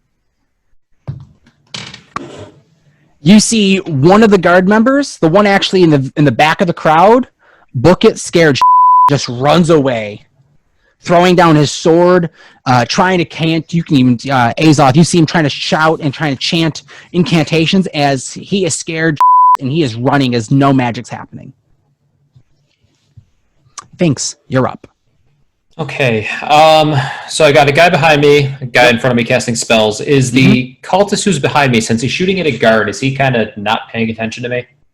He's more or less, yeah, he's kind of like, he knows you're there, but he's trying to kind of use you as like a, like, look at the bolt came from him. Okay. The shackles that were on the ground, are those still usable? Maybe. All right, I want to attempt to grab the pair, maybe not my pair, but a pair of shackles. Try and kind of like swing around and try to hook his arms and basically just shackle this guy while he's not paying attention to what I'm doing. I like that. Make a sleight of hand check. Also, is there any like objects around? I mean, maybe like shackle something to like a pole or something that might be there, rather than go for 2 hands, just go for 1 and something stationary. Nothing right next to him. You probably, there's behind where you guys were, there is like almost like a fencing. Okay, nothing close enough though. Nothing close up. All right, all right, let's go for it. So he said, I'm sorry, what kind of check? Dex, sleight of hand. Sleight of hand. Or I mean, honestly, I mean, yeah, because you're trying to be, you're trying to like your hand maneuver. Actually, no, correction. It wouldn't be sleight of hand. It'd be straight dex, because you're not trying to be stealthy while doing. You're just trying to make a quick, just scoop and clink and lock him. All right. Oh, natural 20. Yeah. Yeah. I was like, what's this B? Yep. The best one. Yeah, that's what it stands for. All right, so 23. Yeah, I mean, you see this bolt of this like greenish cackling energy shoot off over your shoulder. Looking up, you duck down, grab a pair of the shackles on the ground. Do you know what's your passive wisdom, by the way, or your passive perception, by the way? Passive perception is 13. All right, you see this blue energy around them, almost like a magic, kind of like almost like crackling, almost like this like. It's a magical shackle, and it's very clear that it's vibrating with magic energy. And as you grab down and scoop it, you sling it over the one, over the other, and you begin to kind of lock them in place. As this cultist looks right down at you now. All right, and then my bonus action as a goblin, I can use the disengage. Yeah. Can I try to like, I don't know, like roll under his legs and get behind him? Sure. I'll make an acrobatics check. See the tumbling and rolling out of his way. Another natural 20. Wow. Easily. Nice.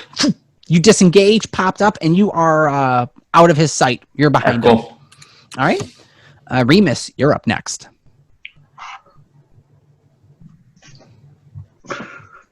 There's a show going on in front of here.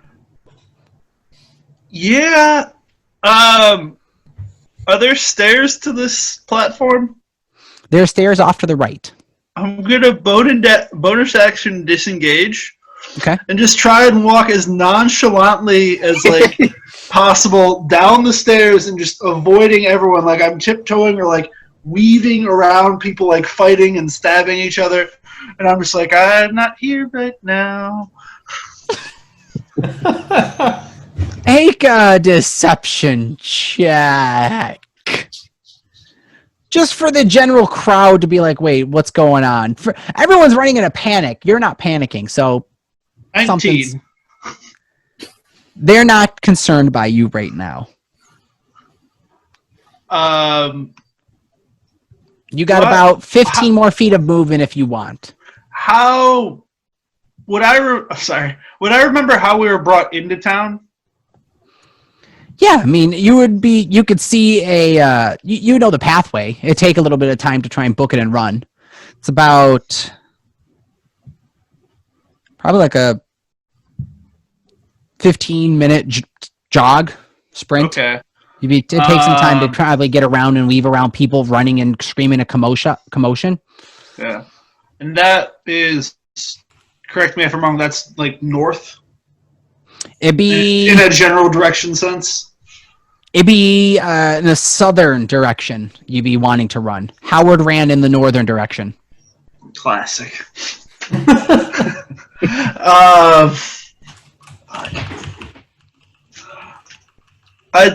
I yell Howard wrong way as I see him running the wrong way. And I'm just going to use my action to dash the opposite direction and say, follow me if you want to not be here. Because I really don't know where we're going either or what we're doing, but that's we probably shouldn't be here. All right. You start to run off in one direction, screaming off for Howard to follow you, bringing a little notice to yourself by shouting out, making yourself known. Howard, make a perception check. Probably just make it roll now so I don't forget it. Oh, nice. 13. 13? You didn't hear him scream for you. Okay. Yeah. Trying to, scream in a giant crowd. It's like screaming at a concert. Excellent. People are now starting, and it's now starting to that you hear another. Now smoke is kind of sizzling up and coming from other buildings.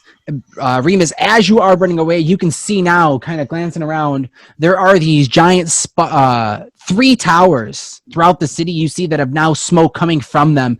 One of them has a fire blazing from it. I would like to avoid the fire at all costs. Yeah, within the mass crowd. Let's see, he is out. Azoth, your turn.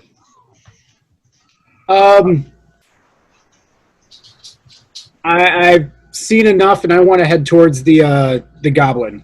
And it's piqued my interest as to what's going on with the captured mage. So I want to head over make my way towards what's going on casually, and see what's going on that way. All right. So you start making your way, weaving yourself in and out, bobbing through this crowd of just people running back and forth, and it's slowly clearing out within this market little square. But there is clearly guards still battling some of these cultists, and you make your way up to the stand, and you got like 15 more feet of movement and an action. I don't know what you want to do up here. As you come up here, just so you know, there are 2 other cult members in robes. One of them is in the shackles, as well as this here. If you can't see what it is, this is what you're looking at up on the podium as well. That is shooting rays from its eyes at people. Nice. How close am I to Finks? When you go up to when you get up onto like the stage area where they are you trying to jump up, just kind of like walk up to the front and kind of push yourself up, or are you going around? I'm gonna go around. I want to make it as like nonchalant as possible, not bring it down. Yeah, walking up around it, about 5 feet, or no, about 10 feet to your left, kind of forward to the left of you. So Finks is about 10 feet away. Yeah.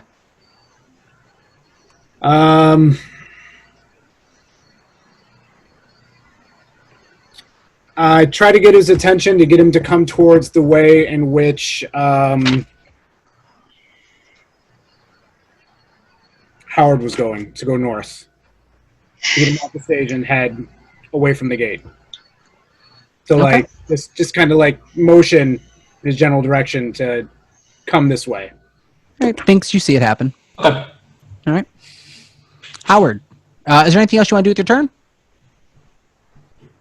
Yeah, is there anything else you want to do, or just a motion and that's it? I just want to get his Okay. attention to come in if he's going along with it, to head to also go in the direction that You see the guy in the yellow.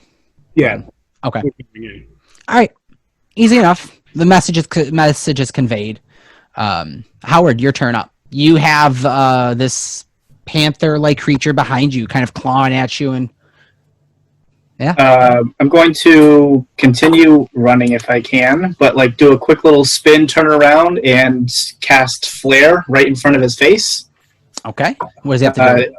It's a con save of 14. Ooh.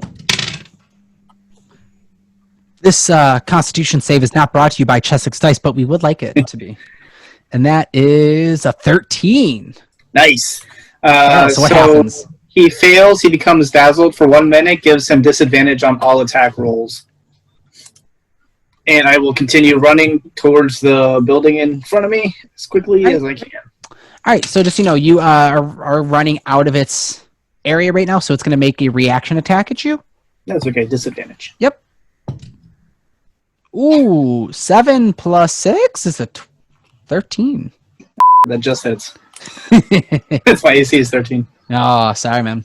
It's all good. All right, you get hit with just a quick whack of 5 plus, so 9 damage and 3 piercing damage.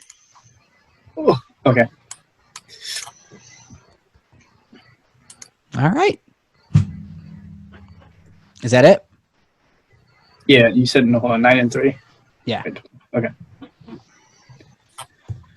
Cool. All right. All right. Next up is the beast that was in the crowd eating that you had spoken to Azoth.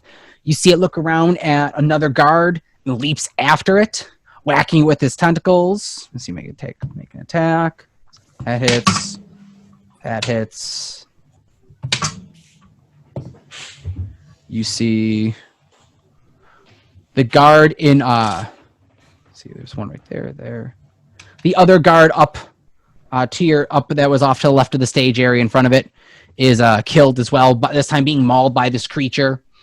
Howard, as you're running, you are soon realizing that this creature is too fast for you.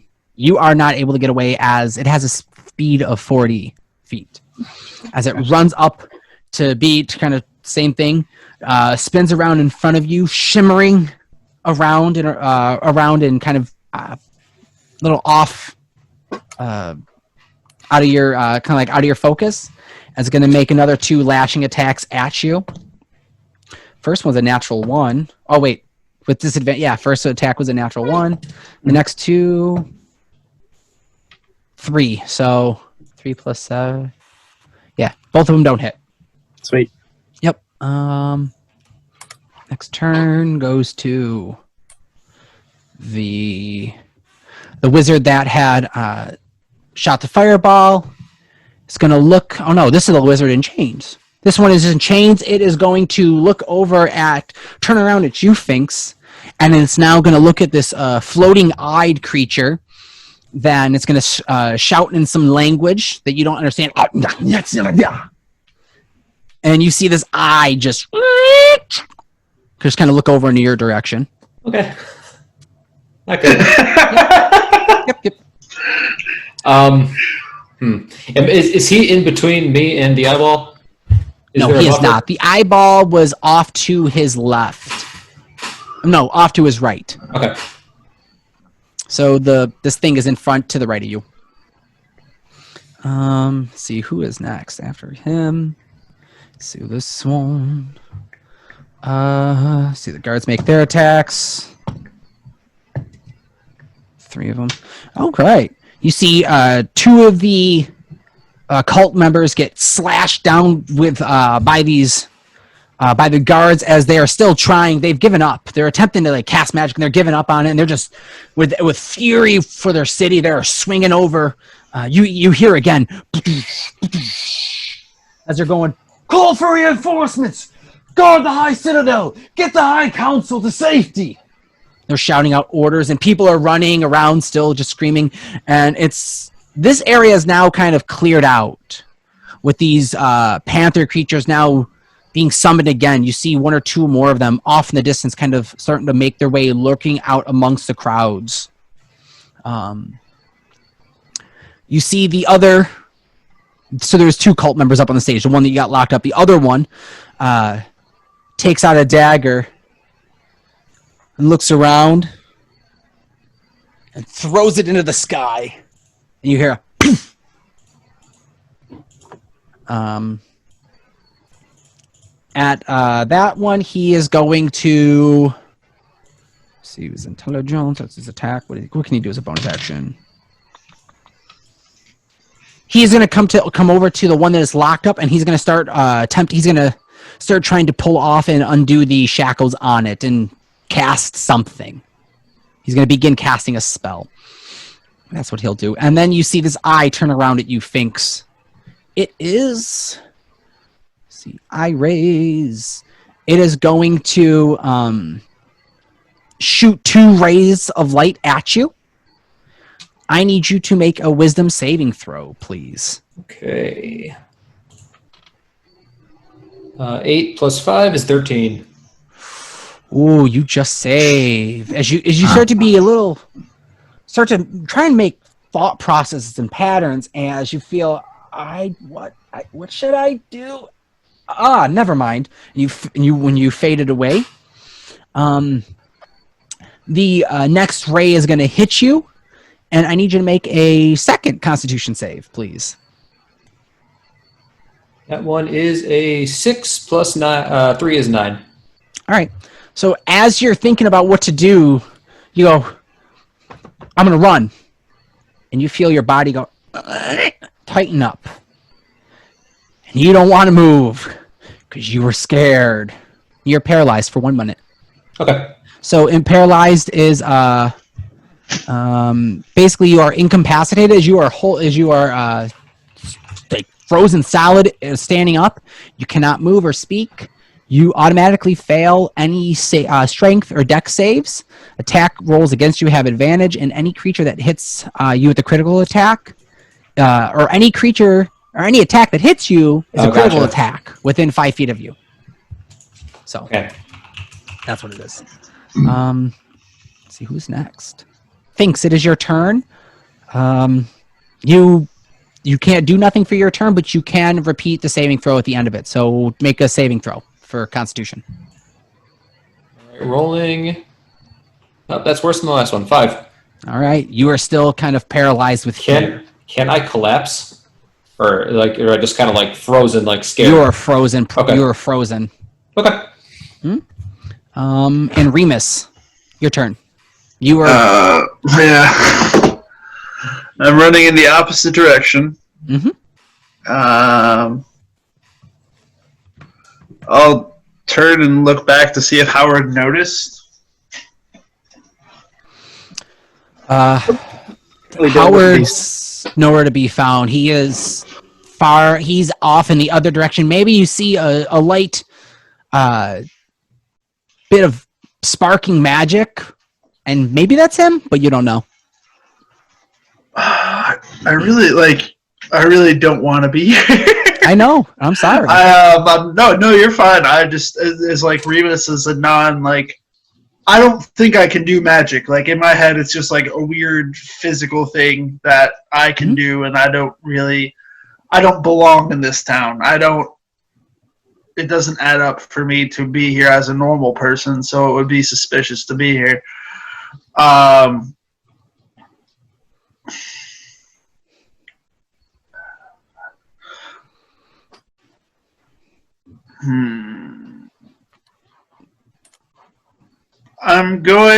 Is there a building close to me? Yeah, there's a whole bunch of buildings. What kind of building are you looking for? I'm going to look for just like a shop. Like, obviously not a magic shop, but if there's like a bookstore or something random. Oh yeah.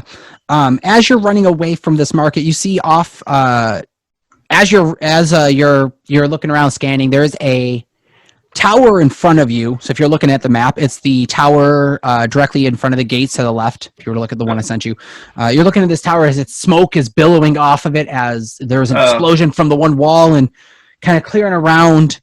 You see a building to the left of it that looks almost like a bookshop with that has a sign that says "New students welcome, supplies here, academia, etc." Okay, I'm gonna walk in. if possible. All right, yeah. Ta-ding! Walk in, his little bell.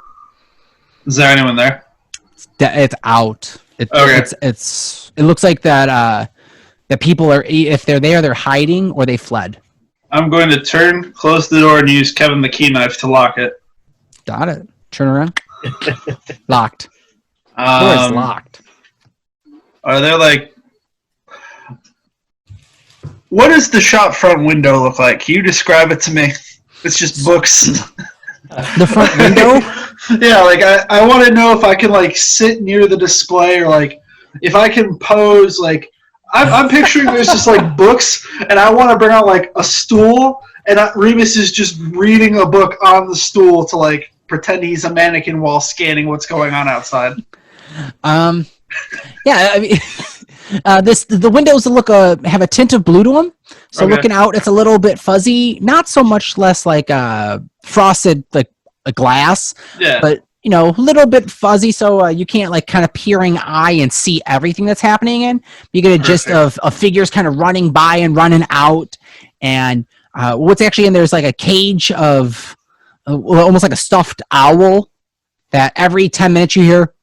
Well, as you walk in, you hear it go, whoo, and it's on a timer you're gonna accept, kind of like everyone like walks in and like when there's someone in the presence, it just kind of makes a noise.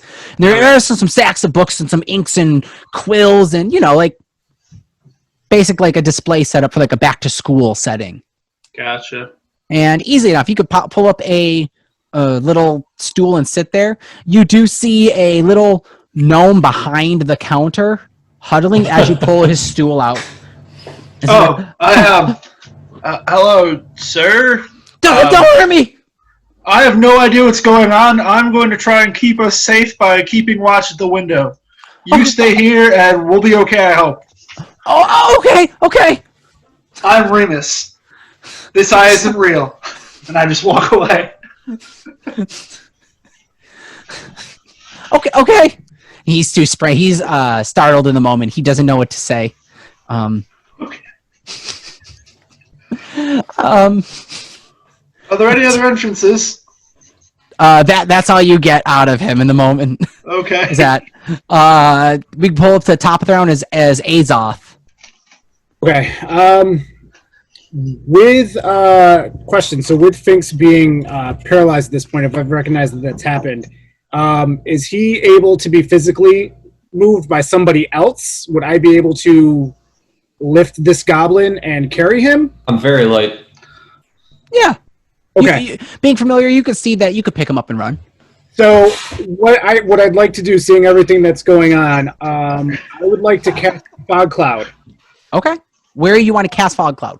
We're currently where I'm at. It's got a 20-foot radius, so I want it to be enough that it would be able to obscure the vision of everything that's going up on the stage, to be able to grab Finks and head off towards the direction of the mustard man. Okay. We'll say you pick him up, carrying him, you're at half speed. Okay. Okay. He is paralyzed, so he can't object to being carried, so no resistance there from his end. You get 15 feet, unless what is your speed? Is it 30? 35 feet. 35 feet? Yeah. So you would get him 15, 17 feet, pick him up, and you're running. For what it's worth, my character is only about 30 pounds and I don't have any gear on me. So I don't know if that makes a difference for his movement speed. I'm not very heavy. I'll give you 5 feet. Or I'll give you 30 feet of running then. Okay. 5 feet of just kind of time of just kind of grabbing him and picking him up. And kind of hooking him and then booking with him. So Also, it looks like I don't know if our psychic link is active. I don't remember. He didn't pop it before, I don't think. I'd probably just be yelling, is what I'm saying. Oh. You can't, unfortunately. You could be thinking it, but you can't, like, no words come out. Oh, yeah, that's what I mean. I just kind of want to be tying up the psychic link with my screaming and terror and my Amber Alert. Okay. So, you pick him up and you start running through this fog cloud with coverage. Very good. Next up is Howard. Well, seeing how I can't escape from this thing, I'm going to Eldritch Blast the beast in front of me. Go for it.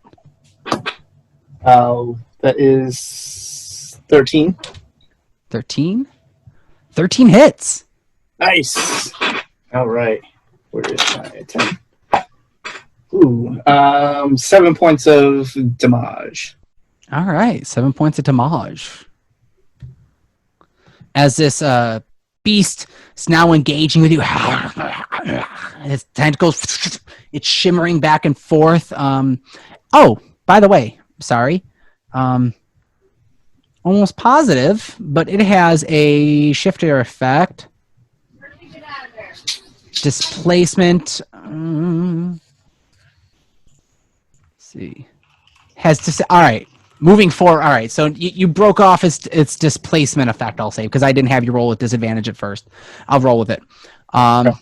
Okay. You did that. You've now done that. Is there anything else you want to do?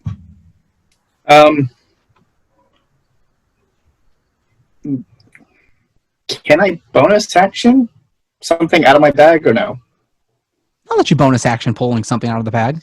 I'm going to pull out the ring, the shield ring, with the one charge left on it, and get that ready for whatever. All right. Pull it out. Pop it on. Get it ready. It is the one displacer beast, because that is what these things are. Starts attacking another guard and goes running off after a civilian running around and starts attacking someone else chaotically. The wizard in shackles is shouting commands and looking around, and it's covered in fog, and you see it trying to cast magic, and nothing happens from that. The one is trying to help and undo the shackles. And let's see, make a roll. Actually, wrong dice. This needs to be done with a chest 6 heavy dense dice. 12. That fails. The spectator looking around at you. What does it have? True sight. That chest 6. It's dark vision. It doesn't see. It's gonna spin around and fly up. Actually, it's got a fly speed of 30 feet. And it's going to look down at you that is running away with its target. And I need you to make a wisdom save for me, Azoth. All right, D20 Yep. With my modifier. well, it should be on D&D Beyond. It says wisdom save or saving throws. Yeah, so saving throws, wisdom plus 6. Yes. So do I just roll and then add the 6? Yep. Yes, sir. You're rolling the dice with the 20, correct? Yes. All right. Yeah. So 11 plus 6, so 17. Oh, easily. You feel this psychic whip into your back as these wounds start to rip open as you push it away, and it's almost like you felt your back cutting open, but then they resealed, and you're expecting damage, but you didn't feel anything. Actually, no. Necrotic damage, see. Half on a successful save. So hold on, wait. Let me see how many damage you actually take. So you do feel these wounds opening up on your back. Sorry about that. And you take 21 half. 11 damage. As you feel these wounds rip open on your back, as it's like almost like a whip, like a psychic whipping lash. As you feel this dark energy just sucked from you as it hurts. It's going to throw another ray at you. Make another Constitution save for me, please.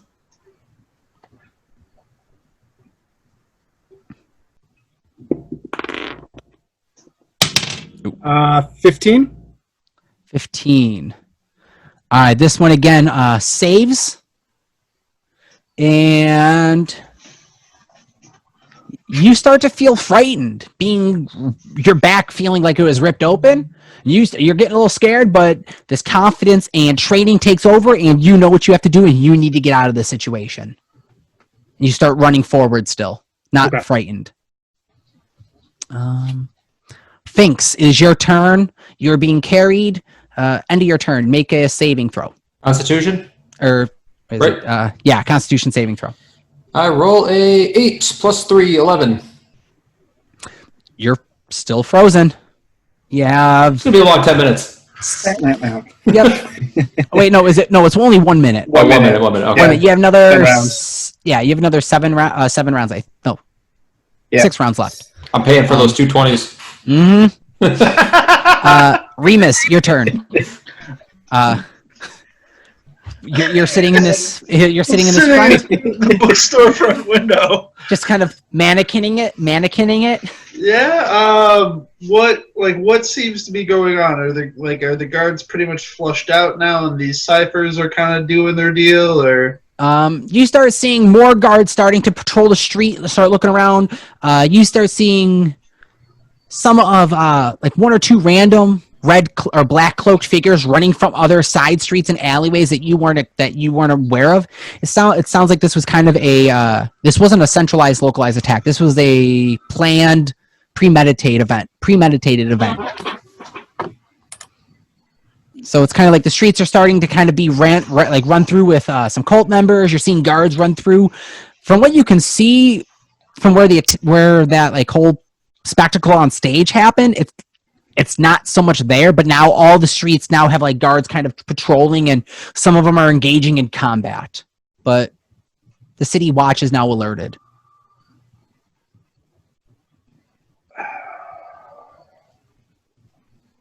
They're now aware that this is a cult attack. This isn't just some random explosions that they were hearing.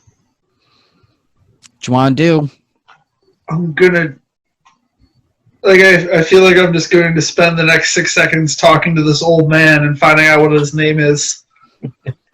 My name! Can't you do anything for us? We're fine right now. No one's attacking us. Okay, let's keep it that way. I am. I'm kind of bored. Bored? If you're bored, go to Oogie Games at 2406 Military Road, Niagara Falls, New York at 14304. Buy, sell, trade, used and new games. Did you know they also repair games? They do. They do. Oogie Games. I saw that on the website today. Awesome. Howard Trent real quick. Oogie Games. There's a second remnants of just Oogie Games. I tell the shop owner I will give them the Oogie Games special. Boom Boom taught me that he has no idea what that even means, but give them it. Can you fight? I will. Yes, we'll be fine. I locked the door. All right. Top of the round, Azoth. All right. Still gonna head in the direction, but while I'm going, I want to heal up a bit, so I'm gonna cast Healing Word. Okay. I heal myself 8 points. 8 points? Cool. Yeah. Heal up. You're running. By now, after the end of this turn, you've now come in and you run up on this yellow mustard-cloaked figure fighting this panther-looking creature. And Howard, it is your turn as this elf. I don't know. What are you wearing? I don't know if you want to describe what you see come running up at you. Yeah. Carrying Finks. So, running towards Mustard Man, approaches an elf of short stature. He is about 4'10". He's wearing garments similar to like a monk's robe of sorts, or like Assassin's Creed style hooded vestments. Very simple, very basic, no fancy adornments or anything. He looks like me, Mohawk, and he's got runic tattoos all over him as well. Nice. Oh, yeah. All right. So you see this guy running up carrying Finks at you. It's your turn. Little help, and I'm going to turn back and shoot an Eldritch Blast at the Displacer Beast. Make an attack roll. All right. 9. Oh, 9 does not hit. As it goes, Yeah, I didn't think so. and it hits, but it doesn't deal damage.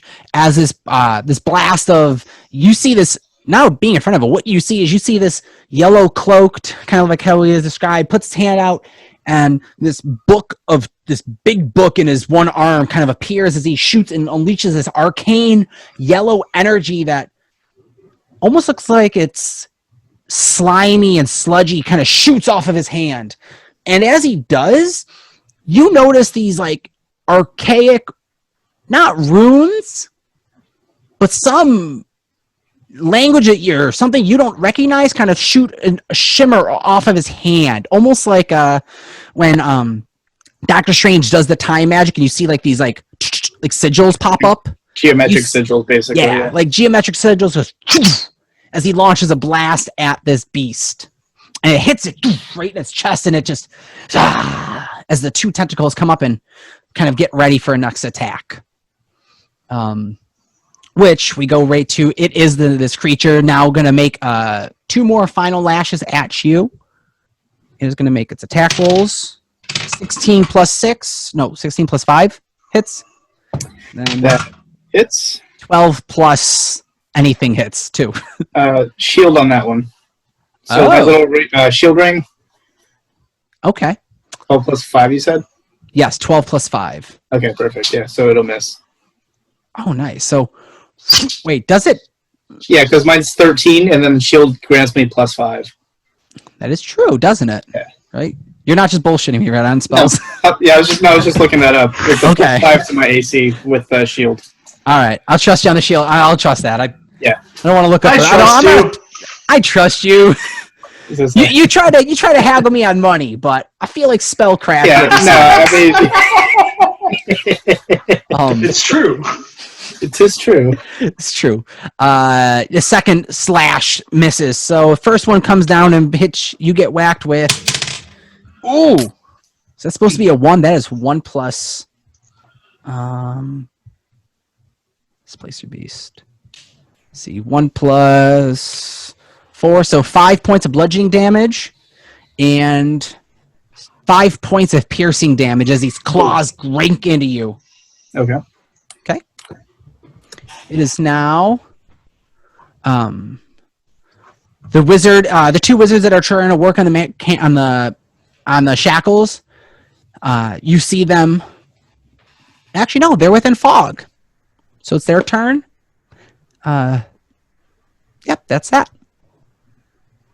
This thing, you would notice, this thing in the sky, you looking around for it, expecting another attack, Azoth, and you see it go, bloop, and it blips out of existence. And at that same moment, too, all the other creatures that had appeared went plop, plop, plop, plop, plop, plop, and they all just blipped out. Finks, your turn. Am I afraid of this non-existent thing now? Because it's gone. Let me see real quick. Fear.